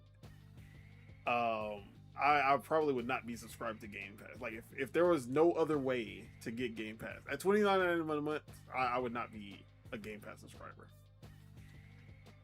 So, but I did like the benefits of it. Actually, I might have still been at Game Pass because I was paying for Fortnite Crew and I was paying for Game Pass, and I actually I benefited because I was already paying for Fortnite Crew. But I know for the majority of people, they're not paying for Fortnite Crew and Game Pass, and they're not getting the actual benefits. But like, I do think for when you look at what was added to kind of justify the $29.99 price, Ubisoft Classics, Fortnite Crew, which not many people care about the Fortnite Crew, but the 75 plus day one, the 75 plus day one Game Pass releases, which we did the numbers, like the average was like 50. I think it was less than 50. The average was like less than 50 for all the other years. And they jumped up to 75. And if you go to Lords of Gaming, because I've been keeping track in my articles. I've been writing for every Game Pass drop. I've been paying attention to how many day one releases that Xbox Game Pass has been getting, and they've been keeping up. They've been keeping up with, like, if they keep up the cadence that they're going right now, they will have more than 75 day one releases by the end of the year. So they are definitely getting more, but also I don't feel like the quality of the day one releases dropped. I feel like they've actually starting to get bigger shit that we don't expect them to get, like The Expanse and Stranger Than Heaven. Those are like games you usually like, oh, that's the pipe dream Game Pass game, right? Yeah, exactly. Because I was literally pipe dream like, bro, it'd be crazy if The Expanse or Stranger to Heaven was in Game Pass, and then both of them ended up being in Game Pass at that showcase, and I thought that was crazy. So like, I do feel like the Game Pass quality hasn't dropped any, and if anything, they might be improving, especially with all the first party games that are coming out this year. If all of those hit, this will most likely be the best year in Game Pass history. So the fact that like none of that is going away, just Call of Duty, I think I don't see how anyone would. Well, as of right now, as of right now. So because in the services thing, wait, we're gonna talk about that, right? That this is we're an Xbox or whatever. Yep. All right. Okay. For sure. But yeah, the Game Pass Ultimate price decrease is a huge win, and it just needs to stay a win if they draw that line with Call of Duty. Call of Duty needs to be the exception and not the start of a rule. It needs to be, because if Elder Scrolls 6 pops up and then they're like, yeah, Elder Scrolls 6 is too big for game, get the fuck out. Like, we're not doing that. Because honestly, I think Elder Scrolls 6 is literally the only other game, and it's not even, you can't even compare it to Call of Duty still, because Call of Duty is a yearly release that sells 20 million every year. Actually, I don't know how many Black Ops 7 sold. I'm guessing over 10 million still. So, completely different beast. But yeah, do you feel like the ultimate decrease with the removal of Call of Duty was a win? Big win? Little win? So 50-50? Dude, I think it was a big win.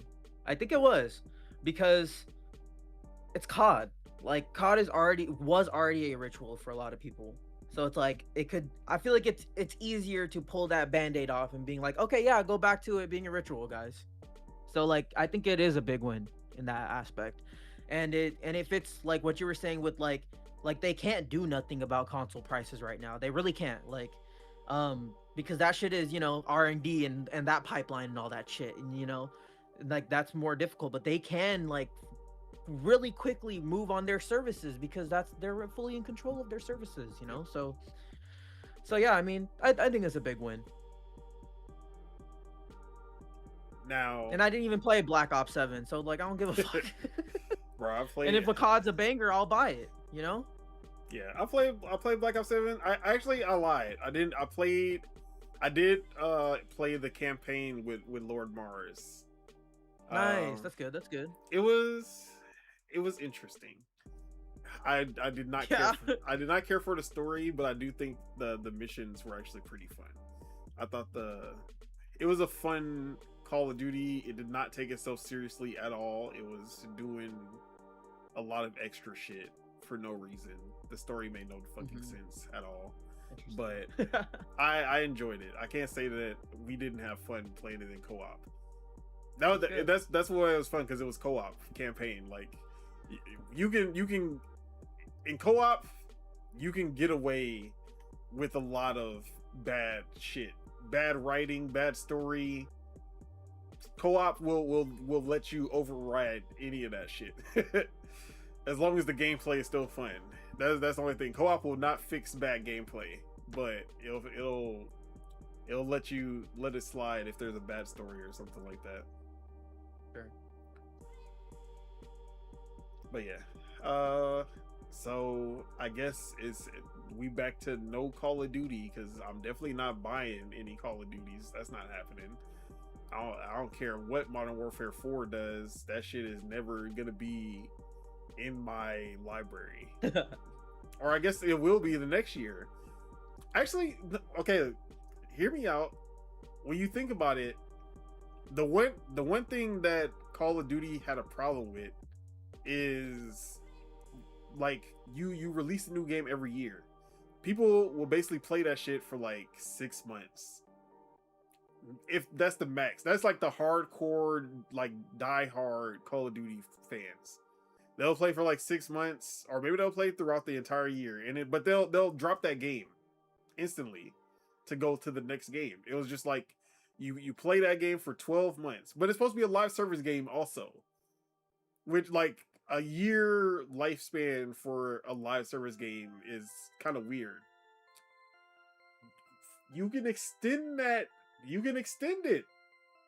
If Game Pass subscribers are only playing on, like, they're not gonna buy it, but they'll play it when it joins a year later, and then all the updates and all the balance changes and everything has already happened to this game, and then you jump in and then just do another, like, do some extra content for that game for a year until the next Call of Duty join. Like, it gives another boost to the game because it's a microtransaction heavy game. You, like, people, maybe they won't buy the game, they'll still buy some skins, they might buy shit like that.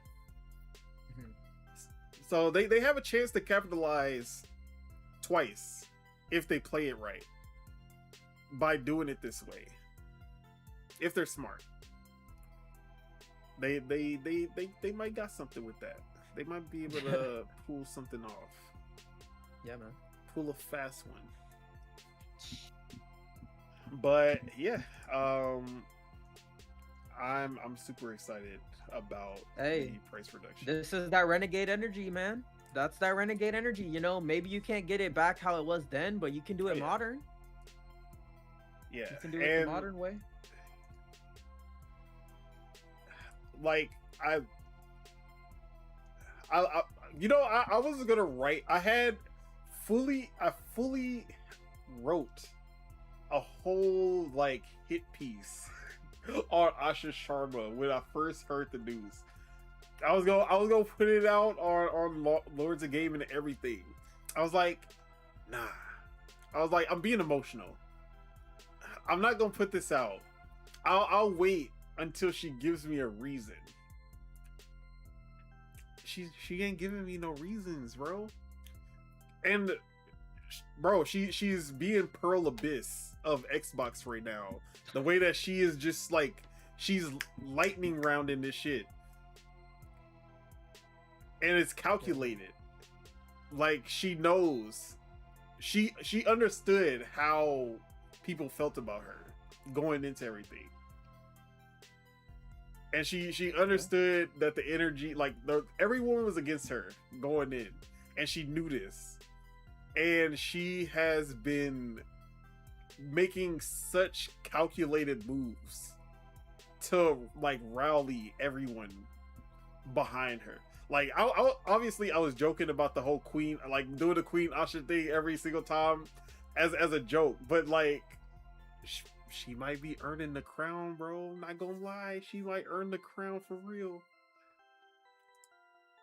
I'm still upset that she's basically doing, at least when it comes to, like, the game, like, at least when it comes to, like, the whole exclusivity and Xbox first, console first kind of route, is basically things that Phil wanted, but we know Satya plans, Activision, all of that kind of threw everything into a different direction.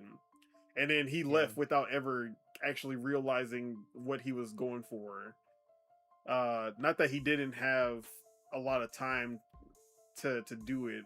I feel like the Activision thing really just fucked everything up. And it was a cool thing when it was happening, but when you, like, look at the aftermath of ABK purchase, that ruined everything.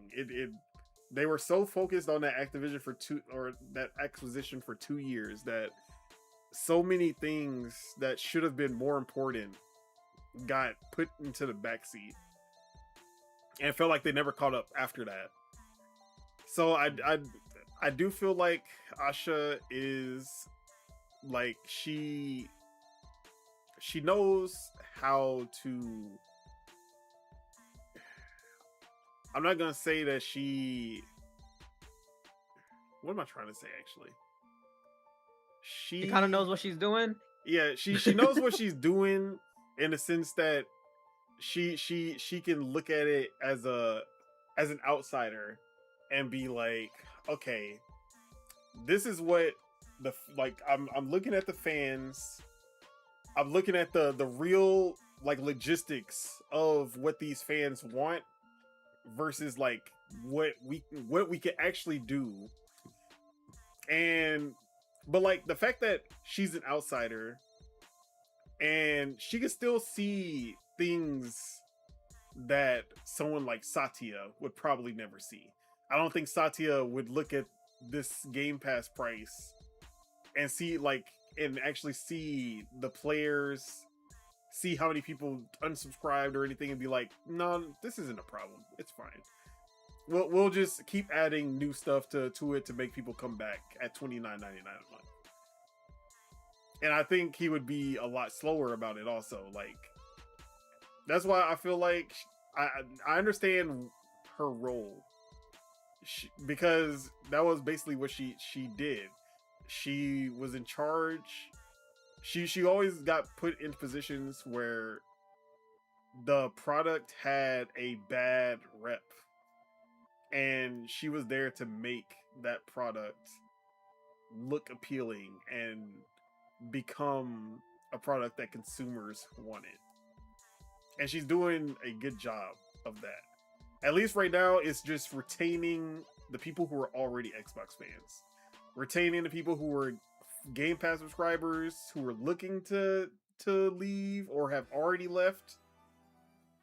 But it's working. And I don't know why. I feel like that was fucking deja vu. I feel like this has happened.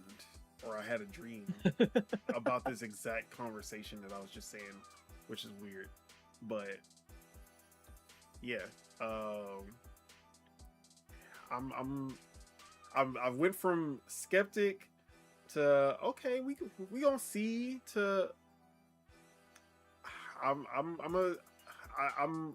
if I see, I feel like I can at least, if she says it, I can at least kind of feel like she's gonna do something. Maybe not exactly what I want. Like, we're gonna get into the exclusivity thing. It might not be the exact exclusive like what I would want from Xbox as far as exclusive goes, but I do feel like at the very least there are gonna be some real changes being made in that regard. Okay. So yeah. I don't feel like it's the Xbox where the XX would say one thing and then 2 months later the opposite thing happens. I feel like that is over. Like that's where I'm at with it.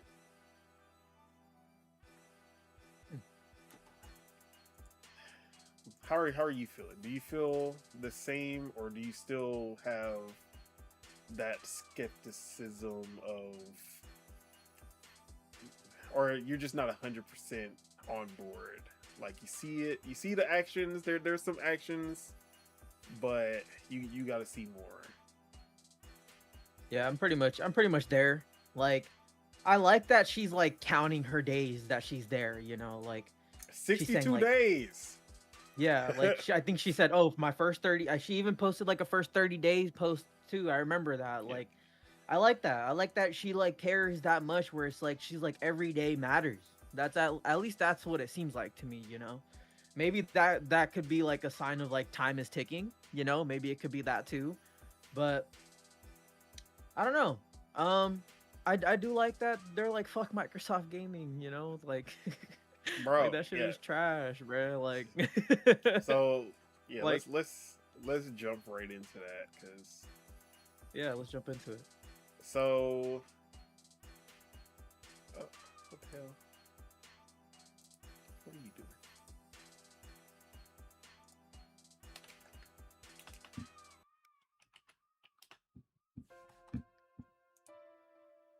So she put out, she and Matt. It said Asha and Matt. Matt was sitting there, doing whatever the fuck he does, and she was like, "Does this sound good, Matt?" Like, yeah, sound good. And then, okay, but yeah, Matt was in the room. Don't worry. Booty was on the scene. But they put out a manifesto basically called "We Are Xbox." Basically, this is like her full like her return to Xbox message, but like the return to Xbox message, we nitpicked every single thing. We're like, yeah, I ain't trying to hear that. Okay, sounds good. We gonna have to see. But now I feel like the tone, like the room is different now when she put out this manifesto. So I'm just gonna read through. Should I read through the whole thing?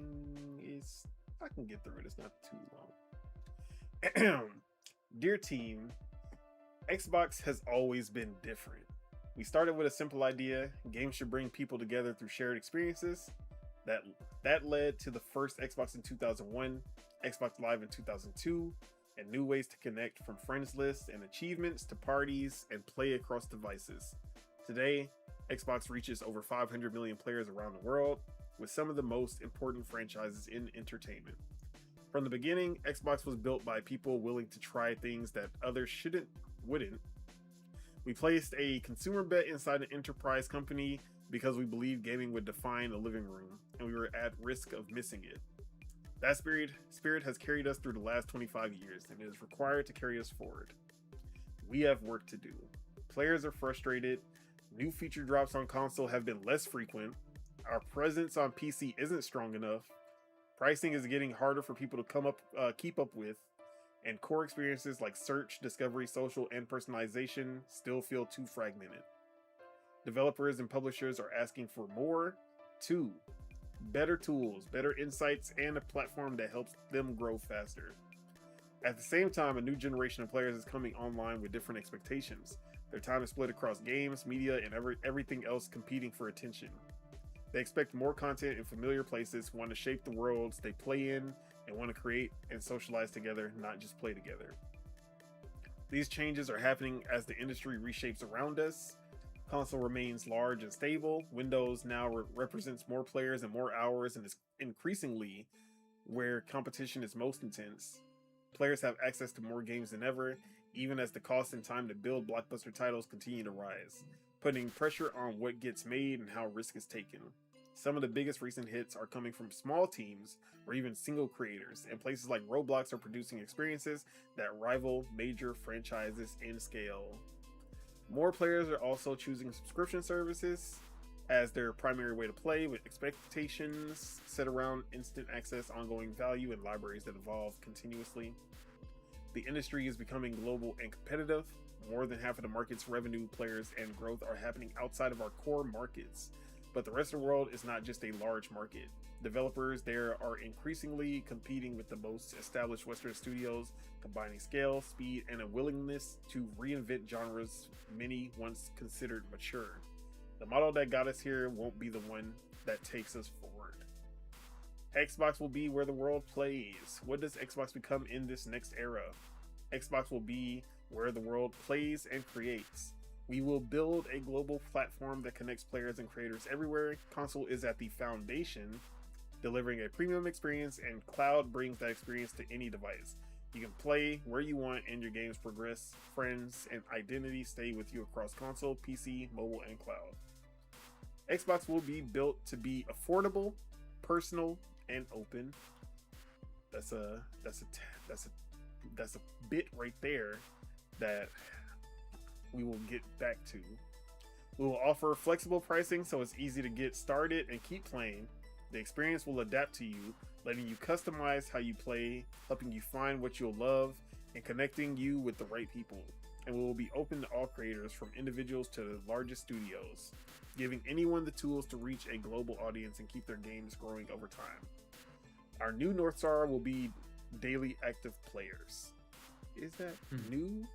I mean, I guess it was monthly active users. Like daily, monthly, I feel like it's still the same, but okay. We will execute this through 4 priorities. So hardware, stabilize Gen 9 as a healthy and high quality base, basically making the Series X basically like making the Series XS a great platform first. Deliver Project Helix to lead in performance and play your console and PC games. Lead in comfortable, personal, high performance accessories. Build a strong ecosystem that expands choice and reach. Then content, grow and extend an enduring portfolio of franchises players love. Evolve our third-party partnerships and strengthen our 5-year slate. Watch out for Xbox Publishing. Feel like they cooking something over there. Expand into China, emerging markets, and mobile-first audiences. Watch out. Maintain and grow in live games and long-time stewardship. Elevate creator-centric platforms like Minecraft, The Elder Scrolls, and Sea of Thieves. Then when it comes to the experience, fix the fundamentals for players and partners. Make Xbox the best place for developers and creators to build and grow. Overhaul discovery, customization, social, and personalization to connect the community. And services. Fortify Game Pass with clear differentiation and sustainable economics. Return the business to durable growth with strong cost discipline. Make cloud play feel native, fast, and reliable across TVs and low-cost devices. Use merger and acquisitions deliberately to accelerate growth where organic paths are too slow. Acquisition season. Did Satya give her the platinum no limit card again? And be like, whatever you need, go ahead. It backfired one time. What's the worst that could happen? We will get through it. Yeah. Hopefully not giant publishers. There's a lot of small studios that need that can be just as good. But we'll see.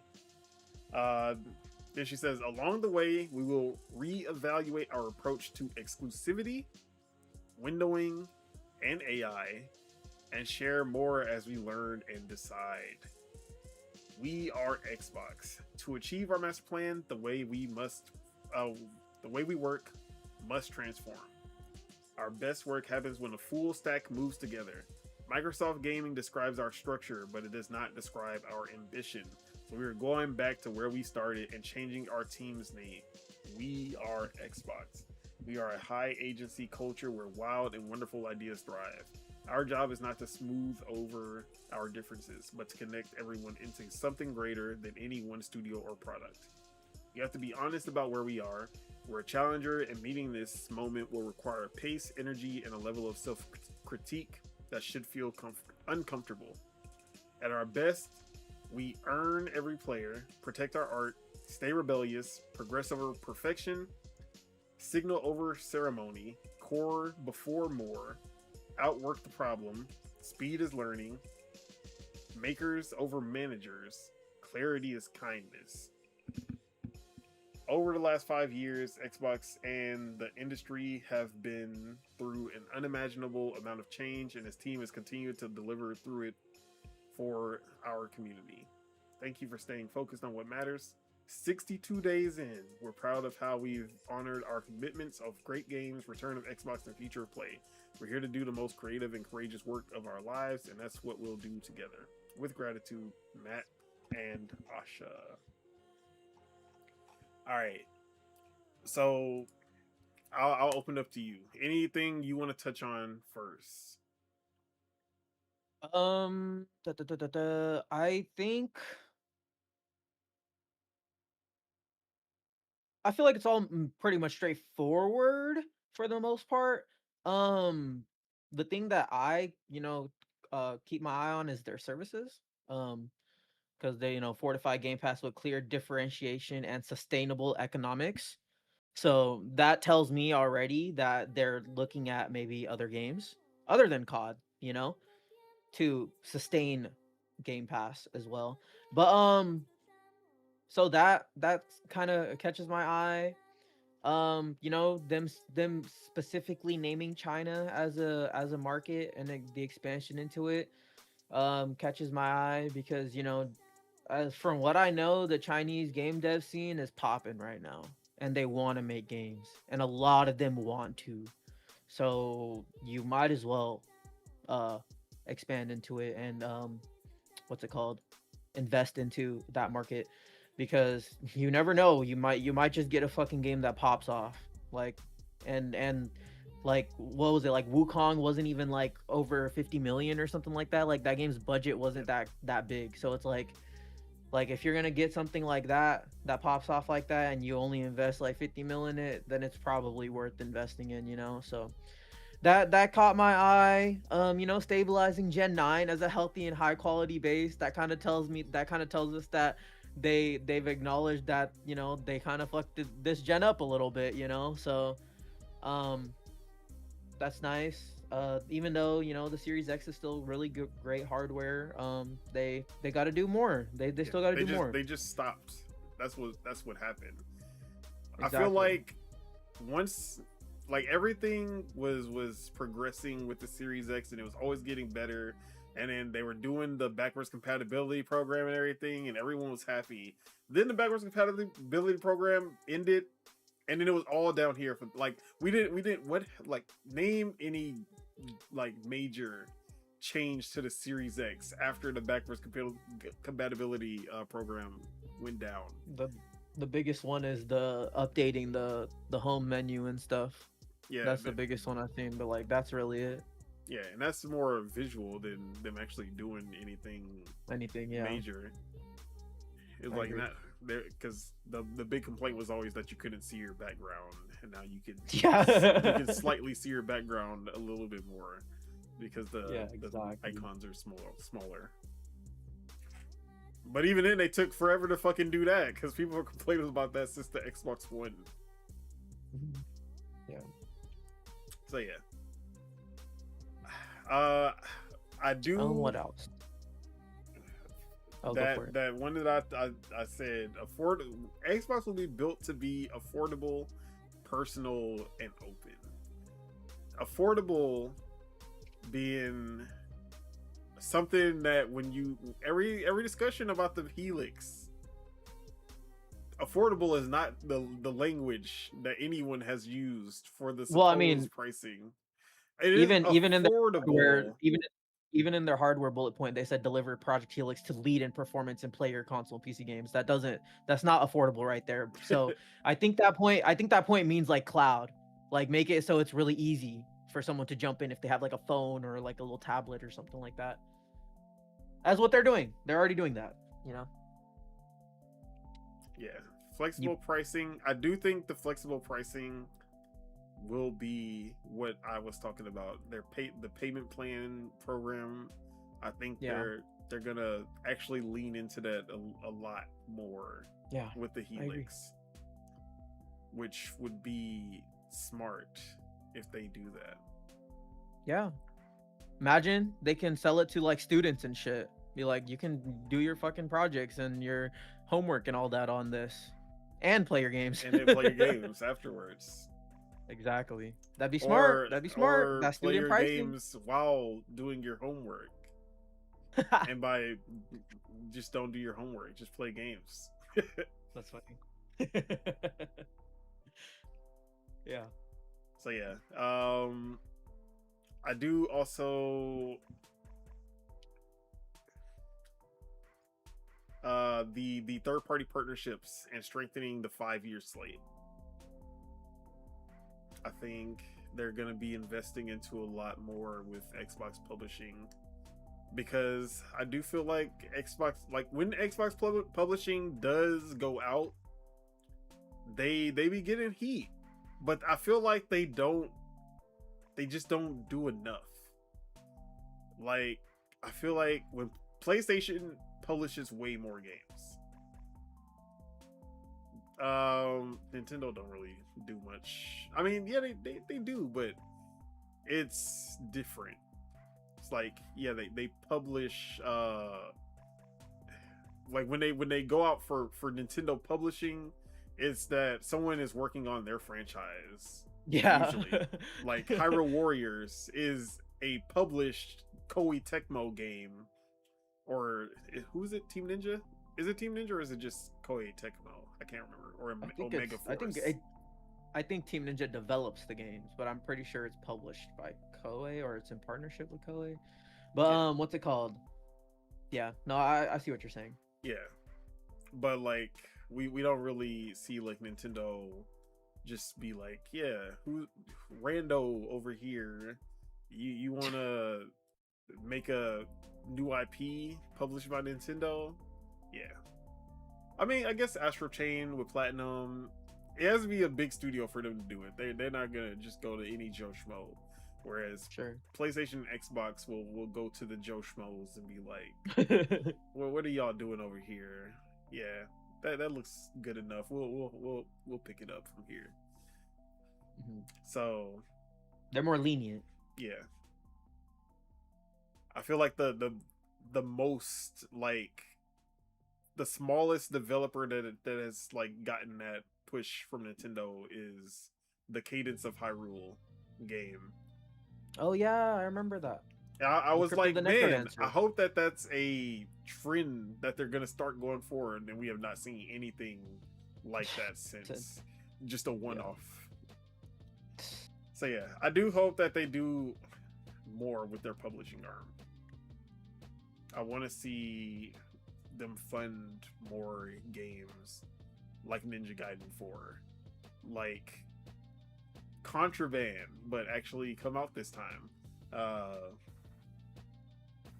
Like Towerborn. I do like Towerborn. Actually, I forgot I played Towerborn. I played Towerborn this week.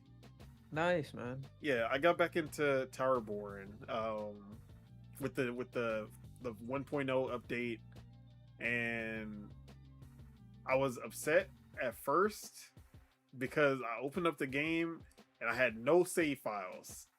And I was like, no way these motherfuckers want me to start over just because it's the 1.0. I was so heated, right? And it had you could import your character into the new, like you can import your legacy character. So I was like, oh, okay, thank God. But you do still start over. You have to start over, but you have all of your items, your weapons, your character customization, all of that is still there. So I was like, okay, I'm okay with that. So I started Towerborn again, and it still feels really good. I still feel like it has some of the best beat 'em up systems in a game. So yeah, we need more Towerborns. Publishing arm, get the fuck, like, outside of Ninja Gaiden 4, what other Xbox publishing game do we know about? I don't think we do. We hear the rumors of 100 Star. We hear the rumors of People Can Fly, but we haven't seen anything tangible. And that's what I want. I want something tangible.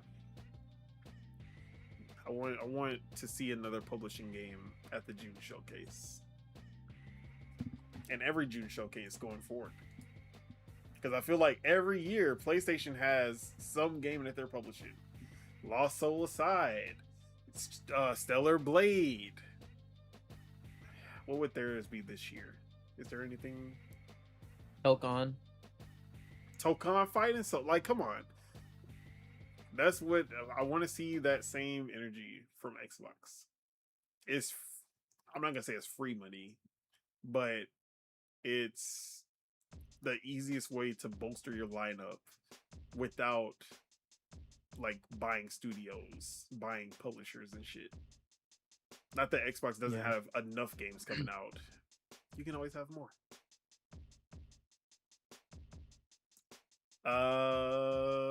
Yeah, like you said, expanded into China, emerging markets. I feel like they were early on. They did get into that, and then they pulled out, and they were just like, we aight. And I was like, why? And then PlayStation was like, nah, we about to take all that. We about to monopolize this shit. So I don't know why they pulled out in the first place, but I'm glad that they're getting back into it now that they see the hotness. They should have been cultivating it back then when they had the chance. I agree. But yeah, other than that, everything is pretty cut and dry. But for the most part, this is what the fandom wants to hear. Not to say everything here is gonna, like, we're gonna just see immediate results. Like, obviously the exclusivity thing, I don't think she's just gonna be like, guess what, guys, Halo campaign evolved, we ripping it off of PlayStation. Yeah, the pre-orders, you getting your money back. You're not getting this shit. Gears Reloaded, we delisting it off of PlayStation. And since it's a license, guess what? We can just take the servers down only on PlayStation. And you can't do nothing because it's a license. Stop killing games? No, we gonna keep killing games. Fable, it's not happening. That'd be crazy, dude. That'd be crazy. If she was a monster, if she was the monster that we need, she would do something like that. I doubt anyone would actually do that though. Unless you put me in charge. But yeah, I don't think we're gonna see any like super immediate change. But I do think we'll probably get to the June showcase, and you'll see no PlayStation logos at the showcase, and then you'll see the new games, and they won't announce a PlayStation version. You won't see them at least. They'll announce the PlayStation version like after launch. I can see that being the middle ground. If there's gonna be any other version, it'll be after launch. You won't know until it happens, which was how they started off doing it. And then Indiana Jones was like that nasty, like they had Jeff Keighley hyped up. Last announcement, Jeff Keighley was like, yeah, Indiana Jones coming to PlayStation. This is the last announcement, guys. This is amazing. And Phil was, bro. And then don't get me started with the fucking Halo campaign evolved. Everyone wearing PS5 shirts at a Halo event. I feel like Phil gave up. Like, Phil just gave up at that point. He was like, I'm coasting. I don't have any more fight in me. Asha, she gotta bring that fight back. And it seems like that's what she's at least trying to bring some fight back. Phil said, I fought for 10 years and it wasn't enough. I'm calling it. Put them PS5 shirts on. I don't care. So yeah. But I like what she's saying. And she's been moving in a way that shows that she's very calculated, and she's attempting to hit, like, you can see it in the way that, like, yeah, she said, oh, we're gonna make the 9th generation a viable platform, and we can see that she's doing that right now. We're gonna make it more affordable for gamers and keep the costs reasonable. Boom, Game Pass goes down. So that's why I feel like, okay, it's not just cheap words. Like, day one, everything she said was just cheap words. Anybody can just say some shit like that. AI wrote that. I remember we were saying that. she just typed the shit into Copilot, and this is what Copilot popped out. Now I can be like, okay, I see what you're saying. I'm still gonna hold you, like, I'm holding you to it, but I'm not as, like, I feel like she's gonna at least try to hit all of these points.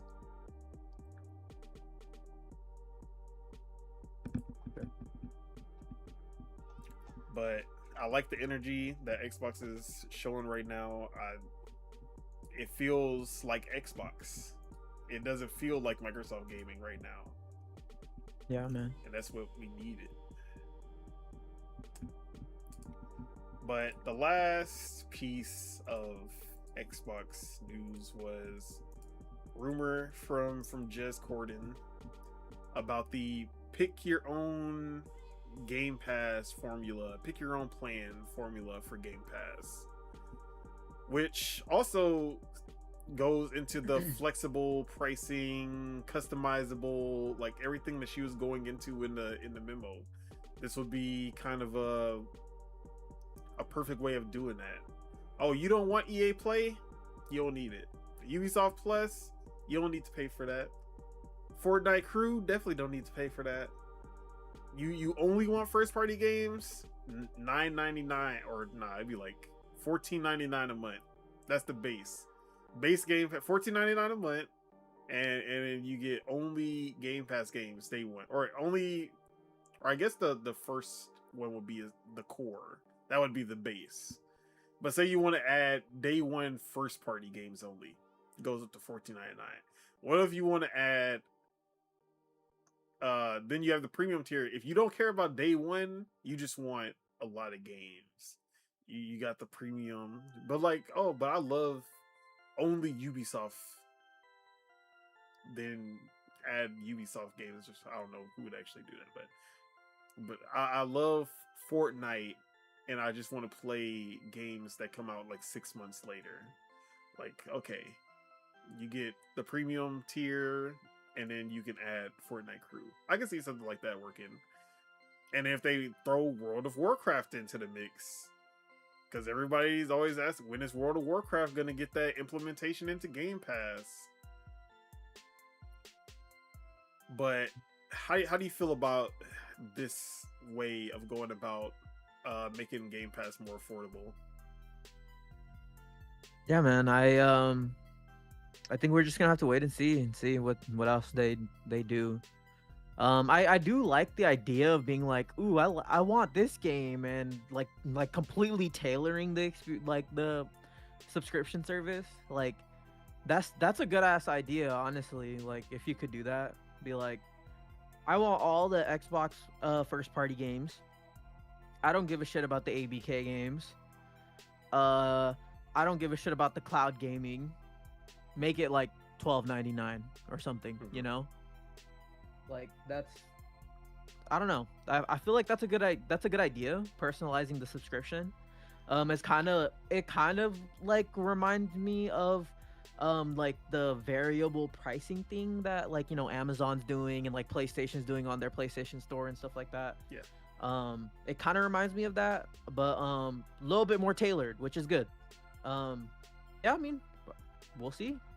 Like if they do that, I'll probably still subscribe to Game Pass. Like if I get all the indie games and all the Xbox first party games, and like I could just completely like knock off all the shit that I don't use, that's a good idea. Yeah, I thought about like when I was thinking about how they would do the whole Call of Duty thing. I was always like, okay, what if they remove Call of Duty from the current Ultimate, right? But then they make Ultimate plus Call of Duty tier, and then for an extra $5 a month or whatever, you can like they'll or like for the $29.99 you get Call of Duty, but if you don't want Call of Duty, you just get regular Ultimate for whatever the cheaper price would be, which is now $22.99. But then I was like, that would only like I was thinking about it. When a Call of Duty comes out, you could just upgrade for that 1 month, play to your heart's content, all the Call of Duty that you need, and then just go back to the older tier. I feel like that would basically just be the same as what people did when they had Call of Duty in there. And I was like, and I feel like that'd be the same thing with like EA Play tier or Ubisoft tier. Like, oh, Assassin's Creed Shadows just dropped on Game Pass. Let me just go ahead, play this, beat it, and then I'm gonna unsubscribe from you, Ubisoft again. So I feel like when it comes to the partner stuff, I don't like they gotta really work how that's gonna work. There's ways to kind of what do they call it, to get past the bypass the system, you know. But I do feel like in the long run it could be a good idea if they really like got the pricing right. Yeah. And doesn't feel like I took off Ubisoft and I'm only like down $1. Like, bitch. Yeah, for real. So yeah, I think this could be a good idea. There's a lot of Xbox subscriptions. If they want to do an ultimate, add World of Warcraft, Fallout First, Minecraft Realms, and Elder Scrolls Online Plus for the true Xbox head who just wants everything. They play all of these. I don't know how you would play Fallout and World of Warcraft and Minecraft and Elder Scrolls Online, but for that guy who 24/7 pissing in a bucket, just sitting at his computer looking like a gremlin, that make a pass for that guy. Oh yeah, I guess there was one other Xbox thing that was just a small kind of announcement, but we don't really know what that is. Discord X Xbox Game Pass, to be specific. Xbox Game Pass X Discord. They just, Asha and Discord just announced that they were working on something. That's literally all that came out of that.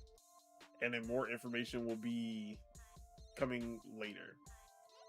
The only thing I can think is Discord Nitro is implemented into the Game Pass subscription.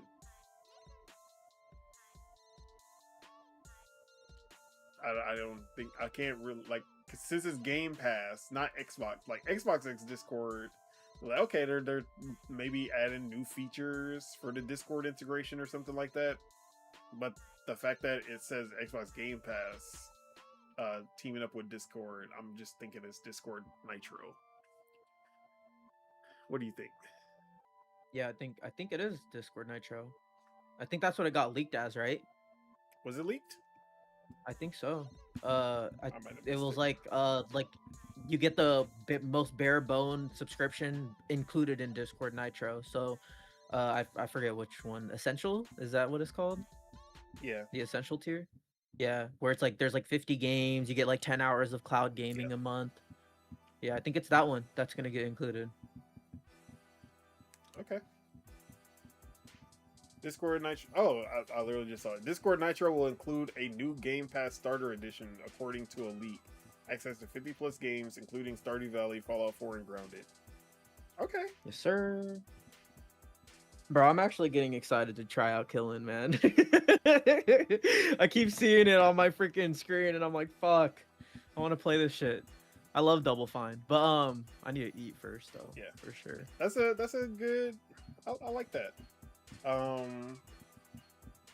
It brings Game Pass to people who either, like, a lot of people use Discord and don't know what Game Pass is, so yeah, man. It's a good little start to trying to get Game Pass into more places. So I fuck with that. I have Discord Nitro right now, but I also have Game Pass, so it's not like I'm getting anything out of this way. Yeah, it'd be nice if it's like, oh yeah, in Game Pass Ultimate you get Discord Nitro. That'd be nice. But yeah, that's all I want. I want Discord Nitro on my Game Pass subscription. Exactly. But I can see it, especially after dropping the price. I don't feel like they're adding anything like that anytime soon. Yeah, man. All right. Actually, I lied again. We got one more Xbox topic. I mean, not. I guess, yeah, it's an Xbox topic, but it's not specifically Xbox, like as a company, but just an Xbox franchise, and that is Halo. And I wanted to be excited about Halo Studios. I'm like, hey, they changed the name, and they got out of jail, and then they were Islam, like they picked up Islam, and they changed their name to Abraham, and I was like, bro, he's a changed man, like he's a completely different person now, like he can do some good in the world. And then it was like it took them, wait, how long? It's been 1 year, and we already see them reverting back to the old way. They eating pork right now. They out here eating pork in front of my face. And the one thing that 343, like, I always got mad about, like, since 343 came out, the first thing that they did was just be like, what's the current wave? Call of Duty? Let's turn Halo into Call of Duty. I'll never forgive them for that shit. I love Halo 4's campaign. That multiplayer was a piece of shit. But they people say Halo 5 was trying to get into the movement. Like I don't see it. Halo 5 had a very unique feel to any other shooter out there. Bro, they need to remaster that game for Gen 9. It needs to be on PC. And PC, yeah. Like, why is it not on PC yet? I agree, man. And Halo Infinite felt like modern classic Halo. They just modernized that classic feel. So I don't feel like they weren't wave riding. People say the whole open world. Okay, yeah, open world was wave riding. They saw Breath of the Wild. We're gonna make Breath of the Wild Halo. Yeah, okay. I still like the campaign, but I can see that for sure. But they got this wave riding tendency. Like, I don't know what, bro.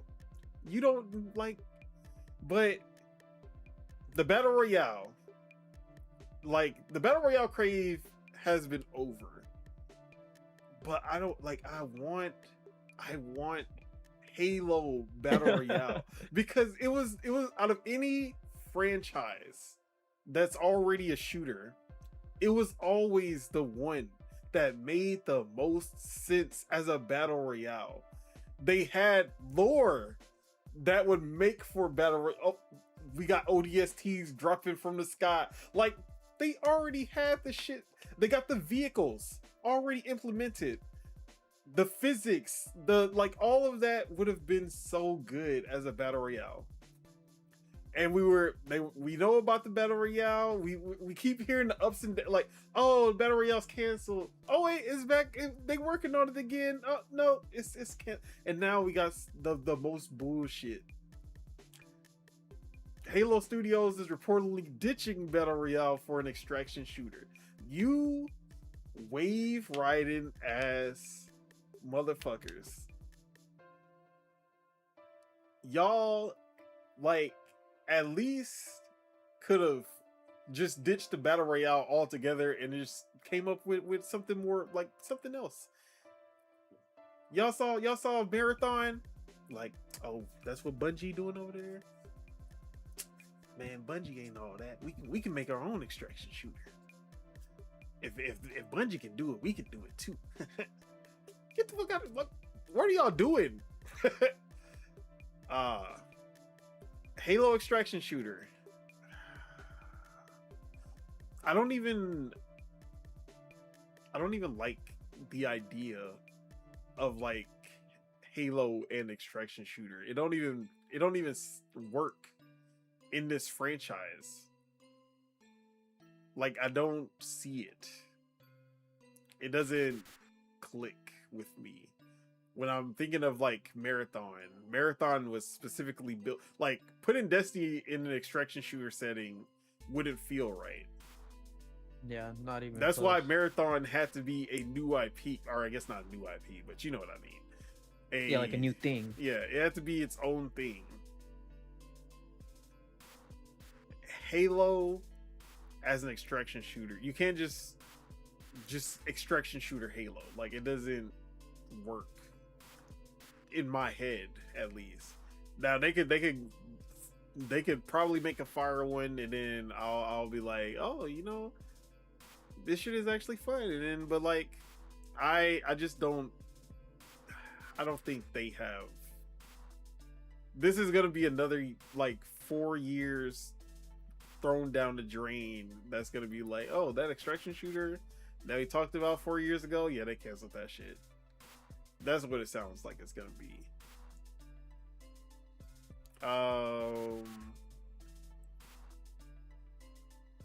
Yeah, I don't know. I don't have any hype for this. I'm actually disappointed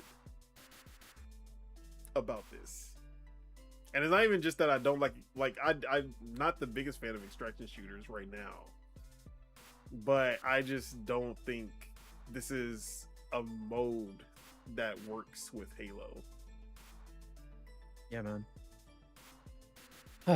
Yeah, I was very disappointed when I seen this, honestly, because Halo's DNA is like you make your own shit.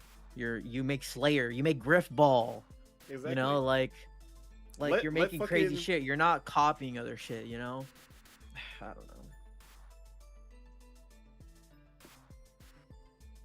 But yeah, it's low-key kind of whack.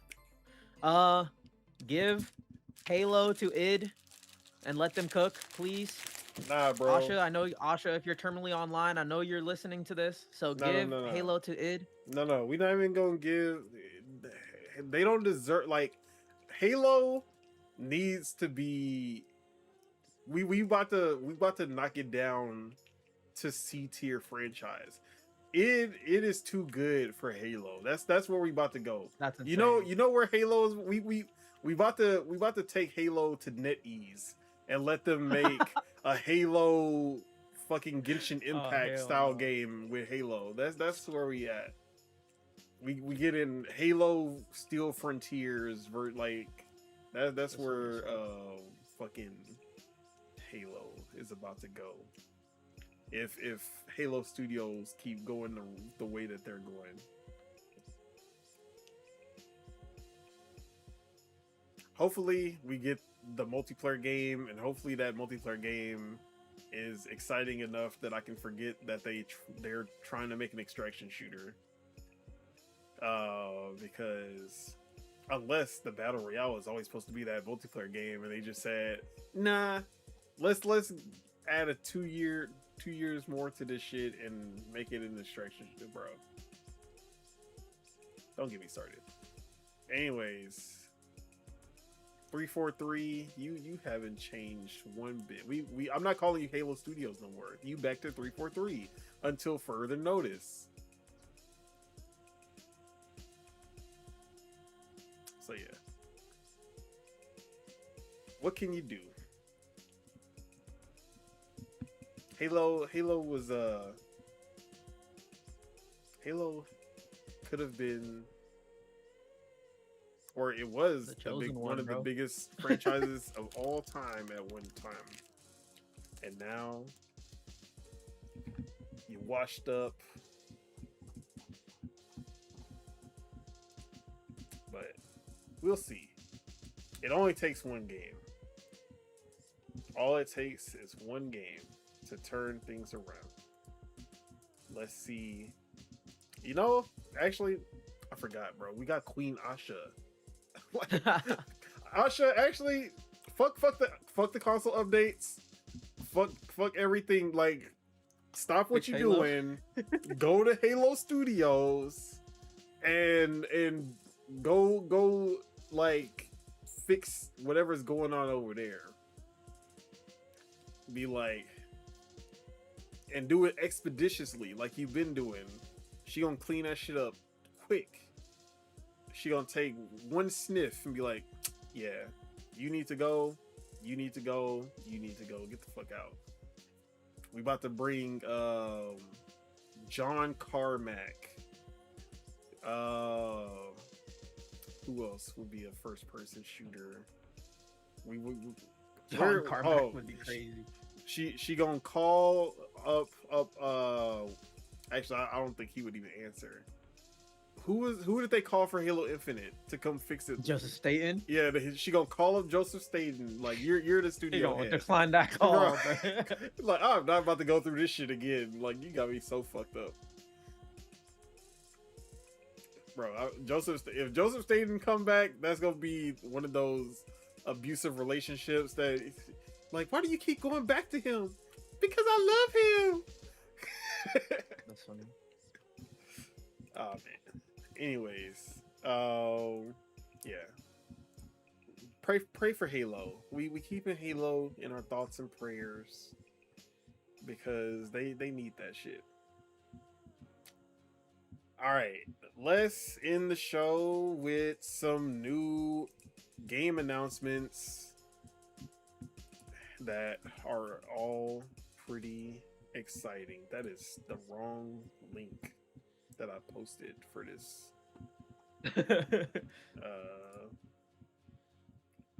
Starting with a gameplay reveal for a game that I was very excited about when it first got announced, and I thought the game was one thing and I had it completely wrong. Somewhat. It has a lot of the things that I thought it would, just not the genre. And that is Splatoon Raiders, which is a Switch 2 exclusive, single player focused action shooter adventure. And it looks really good. Like I said, this is not going to be a competitive game like the other Splatoons. This is going to be strictly campaign. And although they said single player focused, and they never mentioned multiplayer in a trailer or showed multiplayer in a trailer, there is 4-player co-op for this game, which is pretty dope. But you are exploring, I believe the island is called like Spiral Height Islands, with the deep cut from Splatoon 3. They were the idol cast that would do all the news at the beginning. And you are looking for treasure on these islands. And it's a completely different vibe from the other Splatoon games. From the customization options to the fucking like world, the salmonids look different. And there are brand new weapons that you won't find in any Splatoon game. There are these gadgets. So basically you play as a mechanic. And as the mechanic, you craft and build gadgets and weapons. You also build a fucking mech that the deep cut will help you out. They'll follow you in the suit and they'll fight alongside you. So this is the first Splatoon game where you actually have a companion. Or at least, I guess you in Splatoon 3 you had the little grub thing, but it wasn't a full on like shooting companion. It just kind of helped you out in certain situations. But there's brand new weapons, including an axe that you can kind of charge in and slice multiple enemies. They have these fucking vampire survivor as like, I don't even know what to call them. They just revolve around you and like hit the enemies, like the fucking tomes from Vampire Survivors. But it seems like there's way more enemies on screen than what you would see in a normal Splatoon campaign. But you are doing like way more powerful attacks. You like team up. You have like special attacks where you team up with the deep cut members, and they all have different specials, which look pretty cool. I think they said if you play co-op, you won't have the deep cut member. It's only single player that you have the deep cut member with you. But they did say that it will have adjustable difficulty, so it'll automatically adjust with each player that you add. So it'll get more difficult as you add players to it. But yeah, this game looked good. It art style wise, it obviously doesn't look that much different from Splatoon 3, which Splatoon 3, especially with the Switch 2 update, looks really good in and of itself.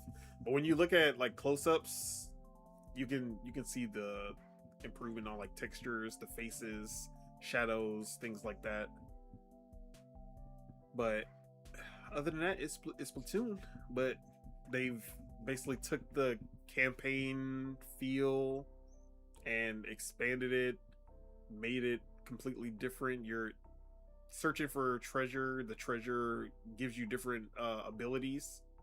Like they showed off a treasure that gave you mid-air jump, and you can bounce off of, like, you can use the deep cut to jump off of the mech suit and gain air. There's crafting, so you're actually like searching for supplies to craft new weapons and gadgets, which is pretty cool. I love seeing crafting. At first, when I saw it, I was like, is this like gonna be open world? But then I did see the map where you like select the stage, going from island to island on the map. So it is gonna still be stage based, but these they look a lot more open. But yeah. How you feeling about Splatoon Raiders? Bro, this game looks fucking lit. I'm not even gonna lie. Like, this looks fire. It's way more than what I even imagined, honestly. See, because like, oh, go for it. No, go ahead. I was just gonna say, like, I didn't think of it. It was gonna be like a Splatoon, like Musou type game almost. You know what I'm saying? Like, that's what it almost looks like. Yeah, when you see which all is the fire, enemies on the screen, honestly. it does have that Musou feel. You're just doing these big ass attacks. Exactly. It's a really good idea. But honestly. I've like, so you see like the spiraling splat ring that has so much Survivor's energy. Like that's what it reminds me of. If you have like gadgets that are just going off automatically and are like taking out enemies, bro. Splatoon survive. We need Splatoon survivors. That's all I'm gonna say. Make Splatoon survivors happen.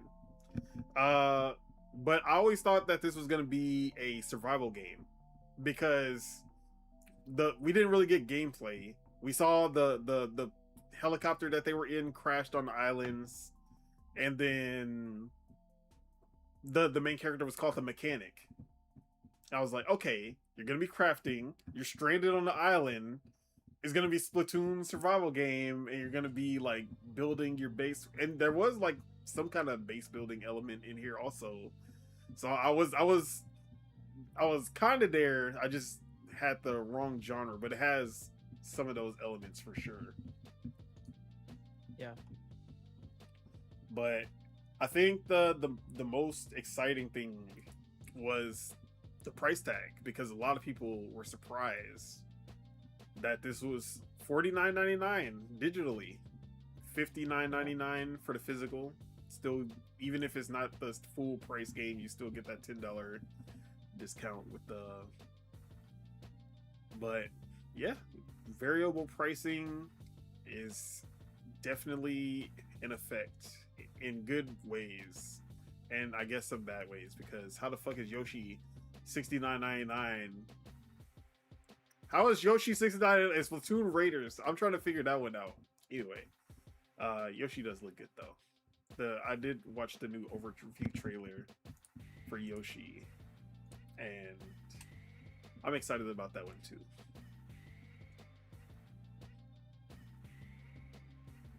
But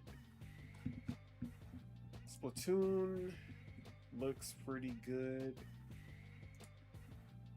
We also got the new Xeno game from no, I'm just kidding. Not Xenoblade, not Xenosaga, not Xenogears. Xenoverse. We got the announcement of Dragon Ball Xenoverse 3, and technically we already had the announcement. We already knew that this game existed, but it was called Project Age 1000, and it was we knew it was going to be a Xenoverse style game. I just didn't know if they were going to actually call it Xenoverse 3 or not. But we did get the official confirmation, and out of every Dragon Ball game, Xenoverse is by far probably the biggest. Like, it's essentially just a Dragon Ball MMO.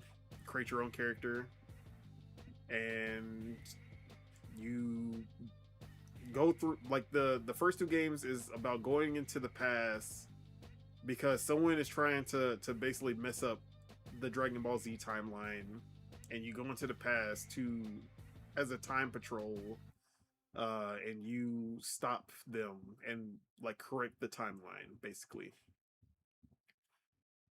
But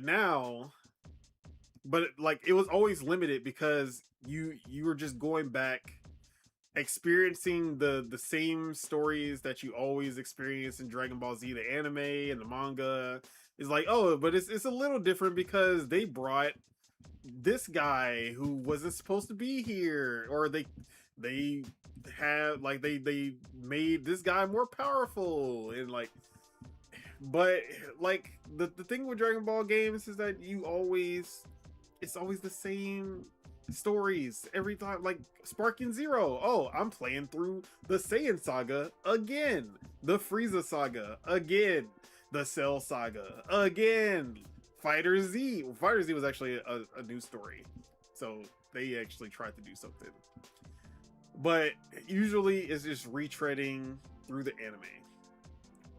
Now, when we got the announcement that this was Age 1000, the biggest thing that made me excited is that Age 1000 is the timeline that Dragon Ball Online took place in.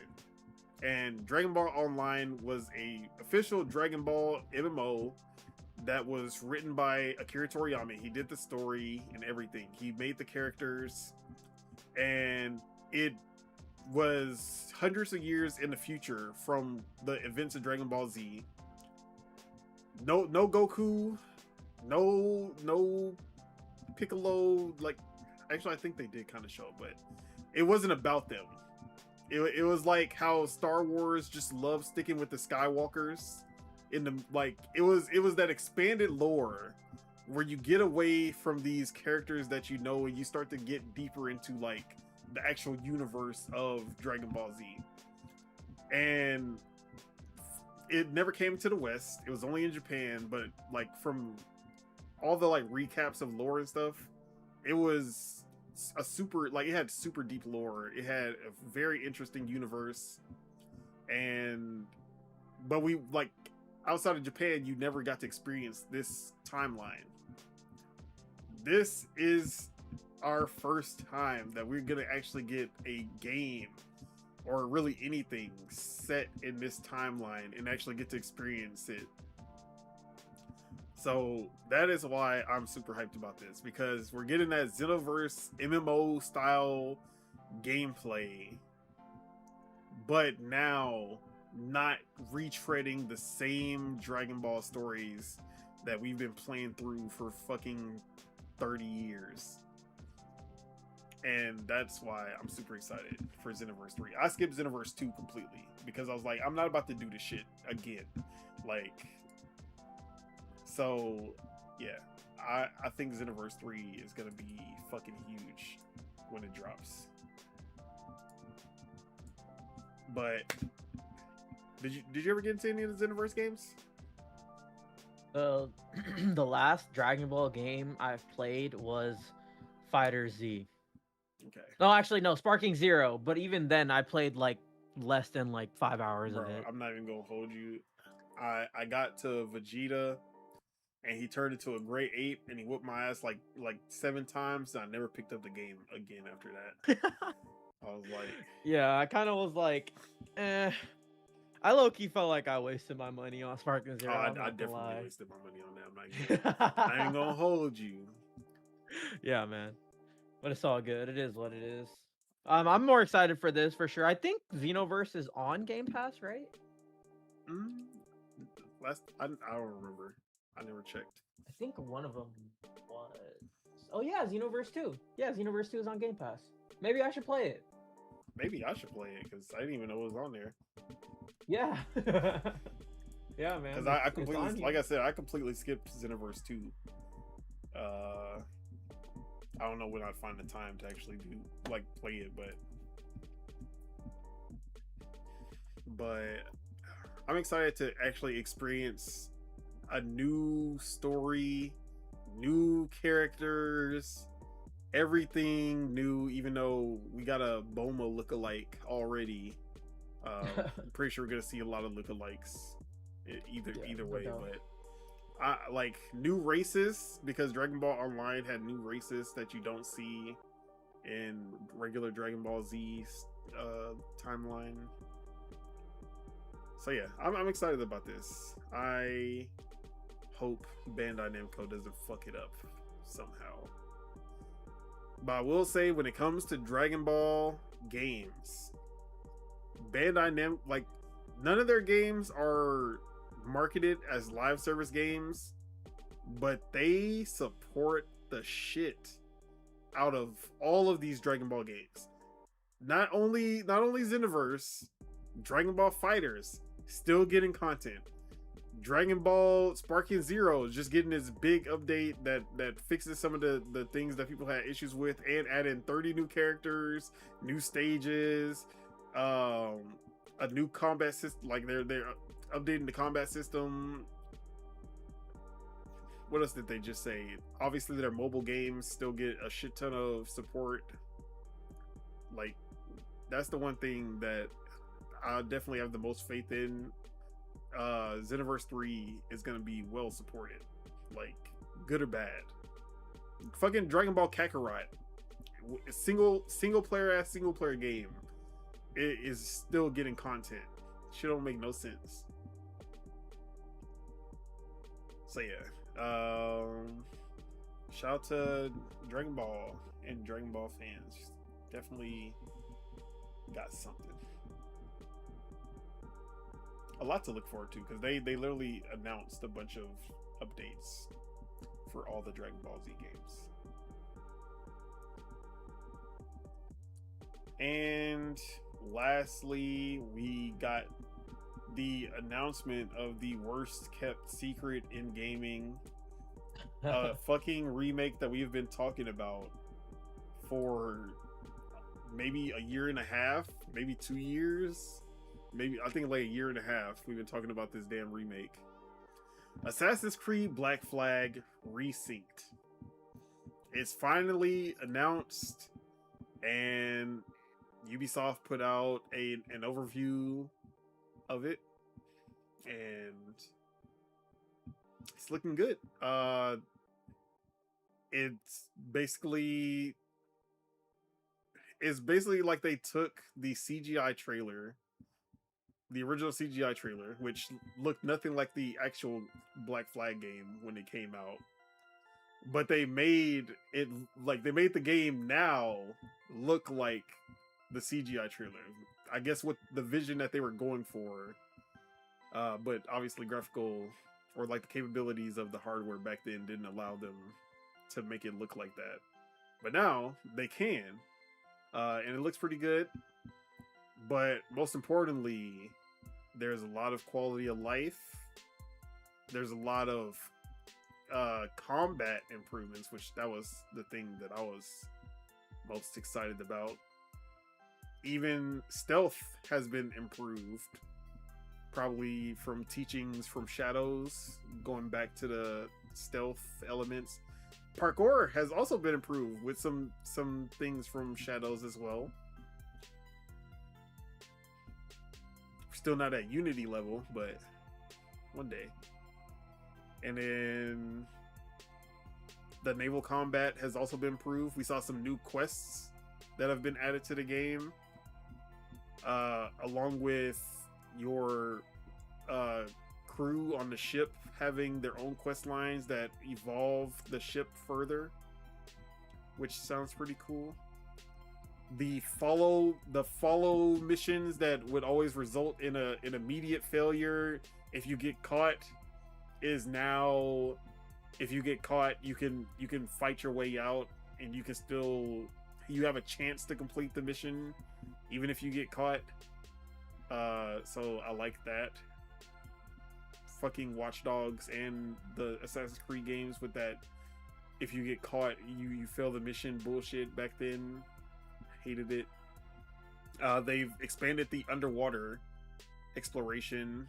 There are now there are like sharks and other enemies underwater, and you can find treasure under there as well. So you can actually do a little deep sea diving. Nice. Trying to think what else they showed off, but overall, it's a like what you want from a remake. It's not just pretty graphics and then they just kept everything else the same. They overhauled everything, and the combat is really good looking. Like the dual blades, and then you can pull out the pistol and just shoot. Like it's still flashy, like you want, but it's not that one button bullshit that they were doing with the old Assassin's Creed games.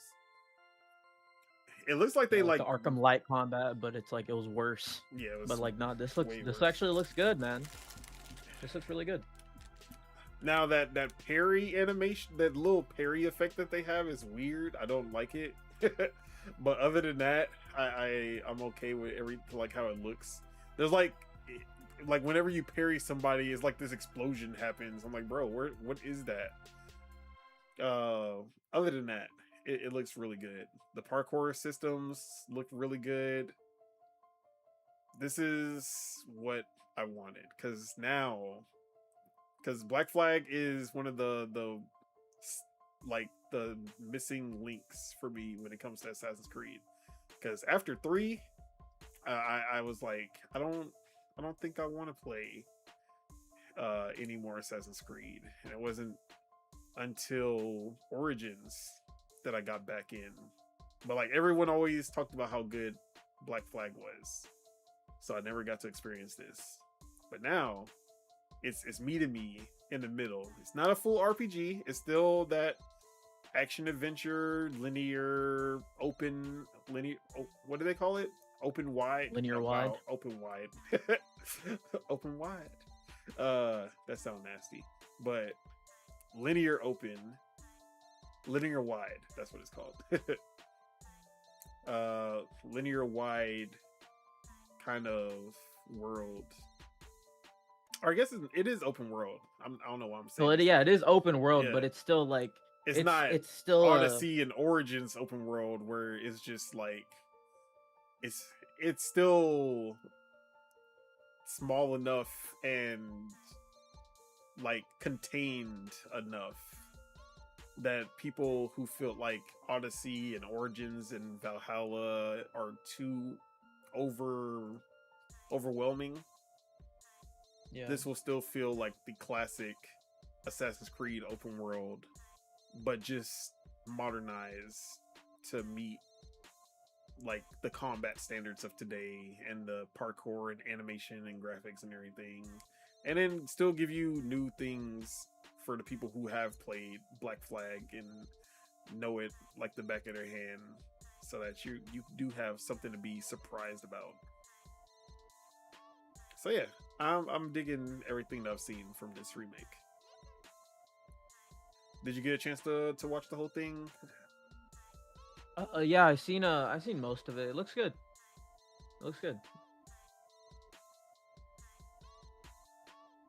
Yeah, I'm now like watching this. Actually, maybe re-download AC Shadows. So I was like, man, I do need to finish that. But I'm excited for this remake and to experience AC4 for the first time.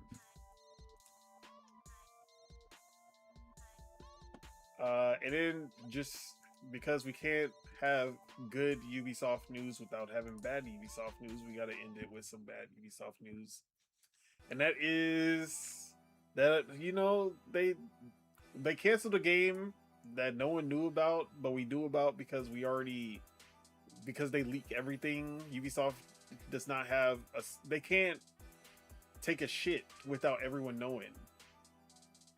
And one of those games, it was actually one of our earlier Ubisoft leaks when we first started Dual-Wield. We talked about an Animal Crossing inspired game called Altera. Do you remember that one? Yeah. And that game is canceled. That doesn't surprise me, honestly. So, yeah. That one was supposed to be a super ambitious social sim inspired by Animal Crossing with some voxel elements like Minecraft. Now, what I don't understand, right? How do you see Pokemon Pokopia and you see what they just did with that game and you say, yeah, it's not, yeah, we can't, there's nothing here. We don't have anything here, bro. What? Like, did you not just see what Pokopia did with Pokemon, Minecraft, and Animal Crossing? You don't have the Pokemon, but you have Animal Crossing and Minecraft. Or maybe it's because they did see Pokopia and said, yes, ours is not anywhere near as good as this shit. Just delete it. We not competing with this. But then again, other platforms. Yeah, Ubisoft making good decisions is still, it's never gonna happen. I don't know. But I forgot about this game because it was so long since we heard about it. And then when I remembered, like I saw this news and I was like, bro, I was actually hyped when this first got announced. So I'm disappointed that it's not gonna happen. But Ubisoft on Ubisoft until further notice. But anything you wanted to say on this? Not at all. All right. Well, with that, we can go ahead and wrap up the show. That is it. That is all we have for you guys today. Thank you all for tuning in and all the people leaving comments in the chat. We do appreciate the support. Make sure you guys hit that like because we love you guys and it helps us grow this channel. If you're not subscribed and you enjoyed the show, make sure you guys hit that subscribe button so you can stay updated for when Dual-Wield premieres, goes live, whichever one we decide. You know, you never know. Just be on your toes. You never know. But with that, let's go ahead and get these outros. Subeg, appreciate you for pulling up. Where can we find you? What you got going on? Yes, sir. Y'all, the best place you guys can find me, honestly, is the Discord. So tap in the description, join the Discord. What I've been up to, working a lot, but I'm trying to find the time to play some shit. But yeah, you guys can add me. If you guys see me in the Discord, all my profiles for Xbox, PlayStation, all that shit are on there. So send me a friend request and shit. But where you guys can find me at as well, I guess Lognet, Saint Slayer review. Check that out. Give it a retweet if you see the post on Twitter. All that shit matters. But yeah, I'll just plug that Lognet and the Discord for sure. Yes, sir. Yes, sir. And I'm gonna just go ahead and put the Lognet. I'm gonna put your review in Discord, or not in Discord, in the chats. Heck yeah. For the peeps. For the peeps.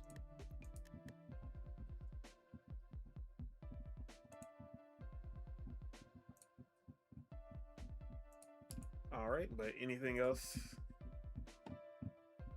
No, just trying to get through these next few days, and then I'll have a couple days off. Day off.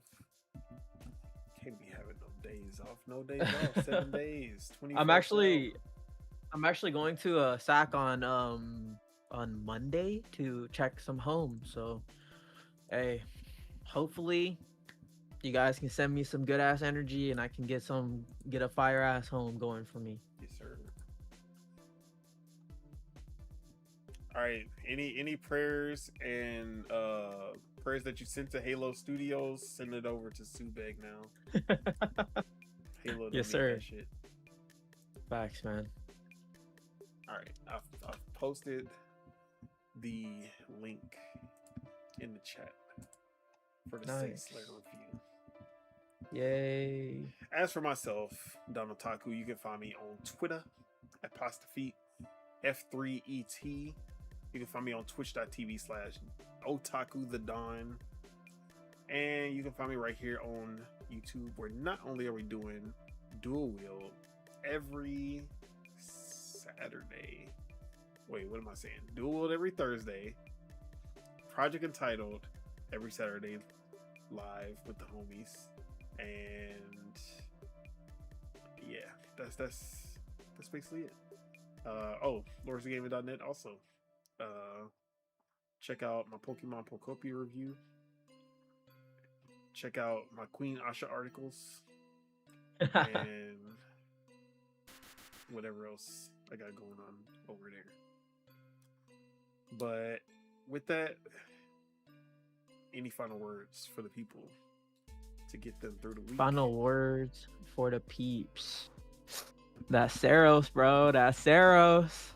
That shit's gonna be fire. I can't wait, man. Play games. Play indie games. Play AA, AAA, whatever floats your boat. There's something out there. Just go play some games. Yes, sir. With that, let's go ahead and get out of here. Peace out, everybody. Enjoy your week, your weekend, month, year, life, all that. Bye-bye. Peace. Bye. Peace.